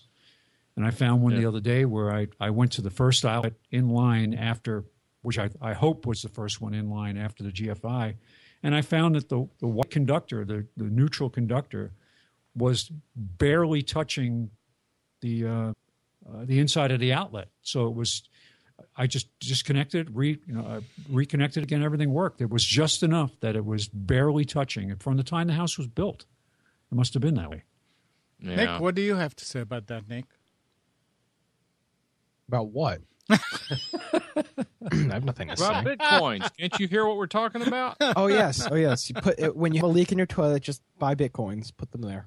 Yes. Oh, you buy that can of spray stuff they show on television. It fixes all leaks. Oh yeah, is that the one where the guy just spray the whole outside of the toilet with it'll fix it? Is that where the guy has the like the boat with the screen door? Yep. Yeah. And he spray paints the new screen one. door. The old one was the screen, and he sprayed it with the black stuff. Now they have the clear stuff. Oh, even better. Drills holes in the plexiglass, and he sprays that on there. And I'm like, very nice. What? This is like you don't want somebody using this product because they think it does everything. You ever used it? No, I'm not. I'm tempted to buy it and try it. I'm really tempted to try it. It would work under certain circumstances. But if you have a plumbing leak, it's not going to stop water that's leaking under pressure. Sorry. Right. Okay. Well, I mean, to a point. Depends what pressure you're talking about.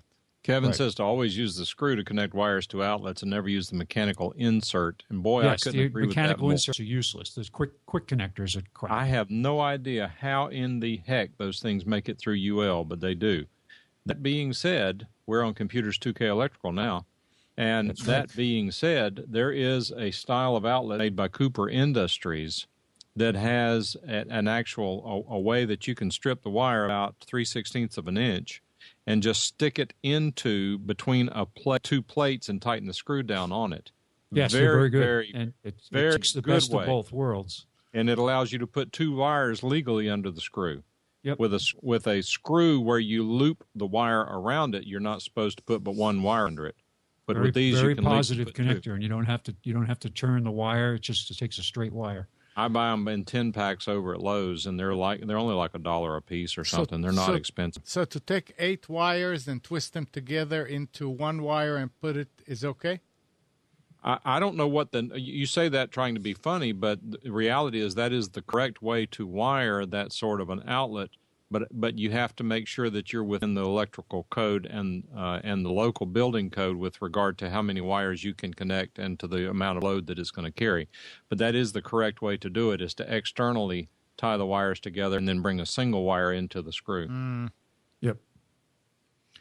Well, that's what the value of these the outlet that Mike is talking about is the way you can use it for wire distribution, and it's a much more effective. A time saver and space saver too, and it's a solid connection. I mean, you know how when you take those outlets and you loop the wire around it, you tighten the screw down, and about half the time the wire starts trying to creep out from under the right-hand side of the screw, and you wonder if it's going to work its way out. So then you loosen the screw and you take needle nose pliers, and an hour later you finally get it perfect. These others are, like Kevin says, they're clamps, and you put them under there, you tighten them down, and they're rock solid immediately, day one, go. Yep, sort of like what they have on breakers.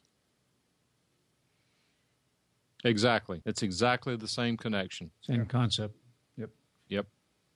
You don't have an electrician on staff, do you, Spence? No, we have to anything. Draw the line. If you have to go into the breaker panel or add anything new, it has to be done by a licensed electrician. Right. We can replace a light. We can replace a Sure. A device, as long as you can You're turn not the power changing the off. wiring. Yeah. Hey, Ann, you can talk about the redheads here, too. Well, you can talk about what you want, but I'm getting ready to Luca Puto on out of here. You did not get a hold of, what's his name? Guth? Who? The electrician. Oh, Steve. no, that email address is wrong. How about the phone? I haven't been here to call him. Oh, okay. I'll call him probably tomorrow. Mike, I ran into a product here just to close out about electrical. My son's house has a lot of aluminum wiring in it. Oh. And yeah, we're dealing with it. The good news is we found an excellent product that's actually passes all of the tests and recommended under National Electrical Code now, called Alumicon, and they're now selling it at Lowe's. Although it's expensive, you can do a better deal buying it in bulk. And what does it do? Online. It's called well, it's got 3 lug connectors that are universal for both copper and aluminum. Okay. So if you have, for example, aluminum coming into an outlet, and you can either replace the outlet with an aluminum rated outlet, which is sketchy, or transition from aluminum to copper and then have a pigtail go into the outlet. Yeah. What this does is it's got three connectors and a screw down lug, and it's got a dielectric paste when you stick the wire in there and you torque it down. There's a procedure for either using a torque wrench, torque screwdriver, or a certain number of turns once you make contact with it, and it solves the problem permanently.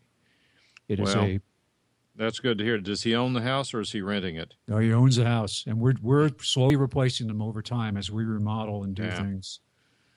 Getting rid of the this house had electric radiant heat in the ceiling. Wow, with aluminum wire. Yeah, bizarre, very bizarre. So, Dan, I was not ignoring your question. I got distracted and I missed it. I have not messed with the PreSonus 16.4.2 AI. Probably will not. I have the regular 16.4.2. I suspect they're almost identical inside. I'm not sure what the additional parts are to the AI, but I would suspect that in terms of the analog portions, that is, in the preamps and the output amplifiers and all that, I would be surprised if they're not pretty much the same. With regard to any sort of processing, fat channel issues, modifications, changes there, I don't use very much in the fat channel at all.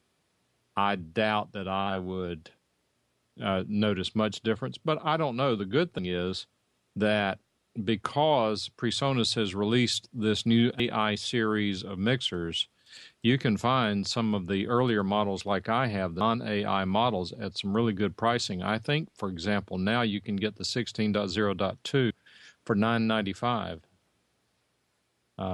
I believe that's the case, and I got to tell you, for 90% of the people out there in internet broadcasting, the 16.02 will do everything. If it lasts, it'll do everything you want it to do for $1,000. And yes, that's $1,000. But if you're doing broadcasting or broadcasting for a hobby, that's a lot of money. If you're doing it for a legitimate business reason, you've got to spend money to make money. $1,000 for a good quality mixer is not a lot of money. But that's just my opinion. Why would anybody put heat in a ceiling? It makes no sense. I so totally agree. Heat rises, so why do you put heat in the ceiling? But believe it or not, it actually works. Yeah, it works. I mean, right, Spence? What happened to Spence? oh, sorry, I was muted. Oh, he didn't know he was muted. He wasn't He potted was up. potted down. That heat in the ceiling works anywhere, right? The heat in the yeah, it's just odd. It makes It you is feel- odd, but it works. It does work. Yes, it does work. We were puzzling over why each room in the house had above the light switch as you walked into the room, about a foot above it, was another outlet box or a junction box with a cover over it. And you pulled the covers off and you saw wiring. Some of it was just cut away. It wasn't even capped or anything like that. And what is this stuff? And found some of them were active. Actually, we went around and tested them, and they were actually energized. So found the circuit breaker, turned it off, and said, well, let's pay attention to see if we lose anything else by turning that breaker off. And sure enough, nothing else was powered by it. Apparently, the system had been eliminated a number of years before. It had forced air heat added to the house and through a heat pump. But I haven't seen that since many years ago, upstate New York. That my brother-in-law's house had radiant ceiling heat. Andrew's back. What, you heard that we're... As soon as you say pot it up, look what happens. What happened? What did I miss? No, Mike's going to laugh at me. I decided I was going to go to the bank really quick while you guys were talking. It would take me about 5 minutes. And I got stuck into bumper-to-bumper traffic. I was stuck there for 30 minutes. Ooh. Sunday to the bank. You left the house? I had to go get money. I have to go to a stupid wedding tonight. Why do you need money to go to a wedding? Because I have to pay them. To let you in? Yeah, to let me in. I have to give them $350 to let me in. All right. All right, guys. Time to rock and roll, lock and load. It is that time. All right, great. I show up and you guys... I know. That's what I was going to say. You heard You've been out we were waiting screwing for off. you. We would have quit earlier if you'd shown up a little earlier. I'm sorry. I just wanted to say great show. I was listening in the car. Well, thank you very much. Did Bruce say anything about leaving? He did. Yeah, in chat. Okay, I didn't catch it. Oh. Anyway. All right. So I'm going to go downstairs and I'm going to change the hoses now. I bought them at the beginning of last week and still didn't do it. Hoses for what? For the washing machine. But I did not get the ones that are steel braided on the outside. Ooh. These were rated even better. Ooh. They are braided inside. Well, it could be, if you got a Kevlar or composite I don't know, but there inside. was the reviews by some. I mean, I went on some plumbers forums, and they were talking about these, that they are even better than the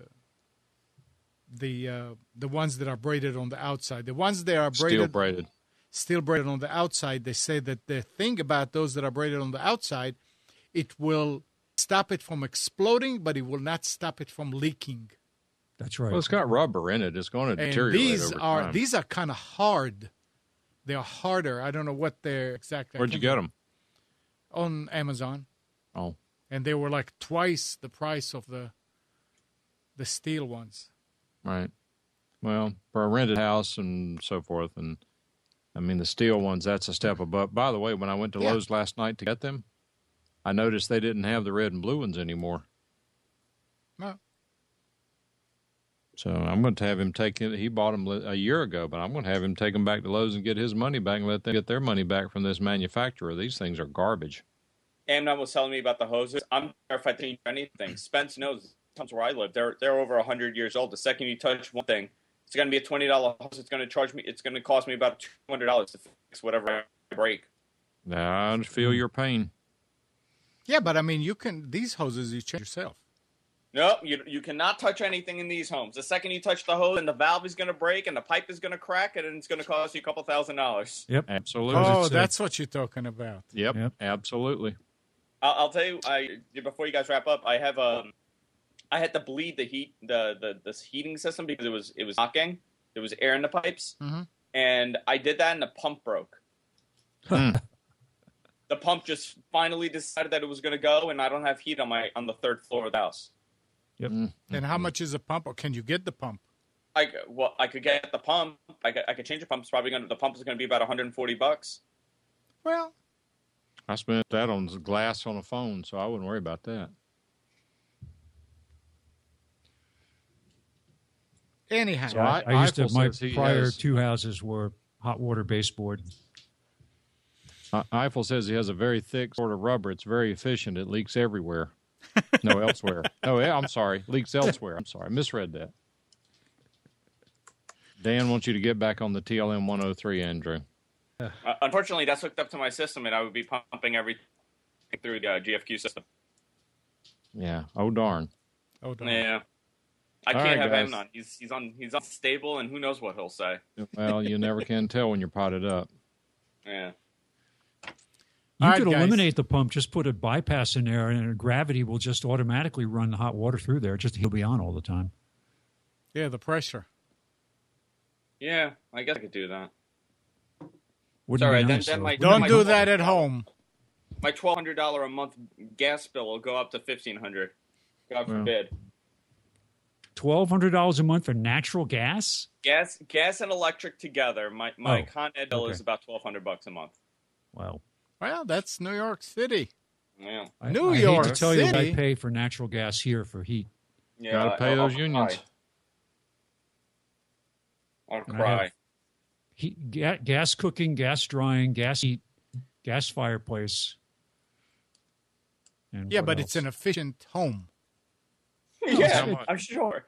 Yeah, my there's nothing efficient about me. Yeah. The wind will blow in Texas, and I'll feel it in my house. Yeah. Well, there is that. I had a house like that where the wind blew outside and the curtains moved inside, even with the windows closed. You know what's funny? I was sitting down on the couch talking to Amnon a couple days ago, and it was a windy day. I'm like, oh my God, there's a window open? I'm looking around. There's no window open. It's just coming through the wall in the window. Yep. Yeah. How old is your house? 100 years? 1903 it was built. Yeah, so there was no insulation in the beginning. You want to hear the funny Yeah. thing? The part of the house that's old, because there was an extension put on in the 90s. So the extension is what the problem is. There's no insulation in the walls, very little. It was a really crappy job that was done. And that's the part that's the worst. Every other part, I mean, these windows, I have windows in here that are probably 75 years old, and they're solid. You know, when they build the walls, they built them with lath, some plaster lath, and they had shiplap board on the outside of the house that was probably an inch or more thick. So you got thermal mass right there. Just that alone is enough to make insulation factor. And it's, of course, the asbestos, too. Oh, yeah, that helps. That helps a lot. Take a deep breath. All right, guys. We definitely have to have a home improvement, or at least a lighthearted home improvement show. We know, have maybe one of next those. week It's I'll called call- Rick's House. Yeah.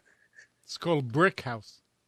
Maybe next week I could put on like a camera on my head and just take you through like all the cracks in my house. Well, it was nice. But it's time. I don't want to leave. Yeah, it's okay. We'll open a hangout for you. Okay, thank you. All right, guys, enjoy your Sunday. You too. Take care, brush your hair. Have a good one. Have fun at your wedding. Take care, I'm brother. going. Don't pay I'm too leaving at much. 5. I'm leaving at 5. Okay, you got plenty of time.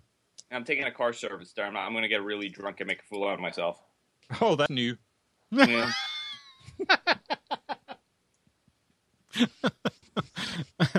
Andrew, watch it. The odds of me starting to do a striptease for the groom are very high, and Jess already told me I shouldn't do that this time because it's a very nice place we're going to. Well, I've already told you if you do it again in front of the camera, I'm going to get rid of my camera. I'm sorry. All right, guys. All right, guys. All Great right. show. Bye. Thanks, everybody. It was really nice. Anybody wants to add anything quick? Nope, done No. adding. So, good morning, Kathy, Hannah, Nabil, Mac, Norm, Katie, and Donna. Thank you, everybody, for tuning to Computers 2K Now. We hope you enjoyed and maybe learned something from our time together. Remember to practice safe computing. Back up your hard drive and update your virus scanner. We'll be back here next Sunday at 9, but you can always reach us at computers2know.com. And while you're at it, like us on Facebook and like our YouTube channel, Nissan Communications.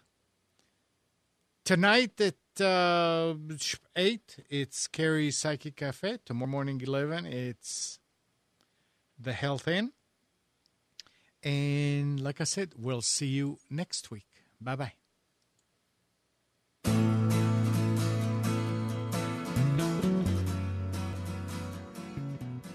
You are tuned to the Nissan Communication Network. Our weekly lineup of call-in programs includes Computers 2K Now with Amnon Nissan, Sundays, 9 a.m. till noon. Carrie's Psychic Cafe with Carrie Silkowski, Sundays, 8 till 9 p.m. Health Inn with Debbie Bruck, Mondays, 11 a.m. till noon. Breaking Free with Marilyn Shannon, Mondays, 1 till 2 p.m. Lessons of Vietnam with NCVVI members the second and fourth Wednesday of each month from 7:30 till 8:30 p.m. Reawaken Your Brilliance with Julie Seibert, Wednesdays, 9 till 10 p.m. And if you tuned in too late, you can always watch each program in its entirety or download an MP3 audio file of it at www.nissancommunications.com. Sponsored by thatvidblasterguy.com, CarolinaApparel.com, and DeltaForce.net.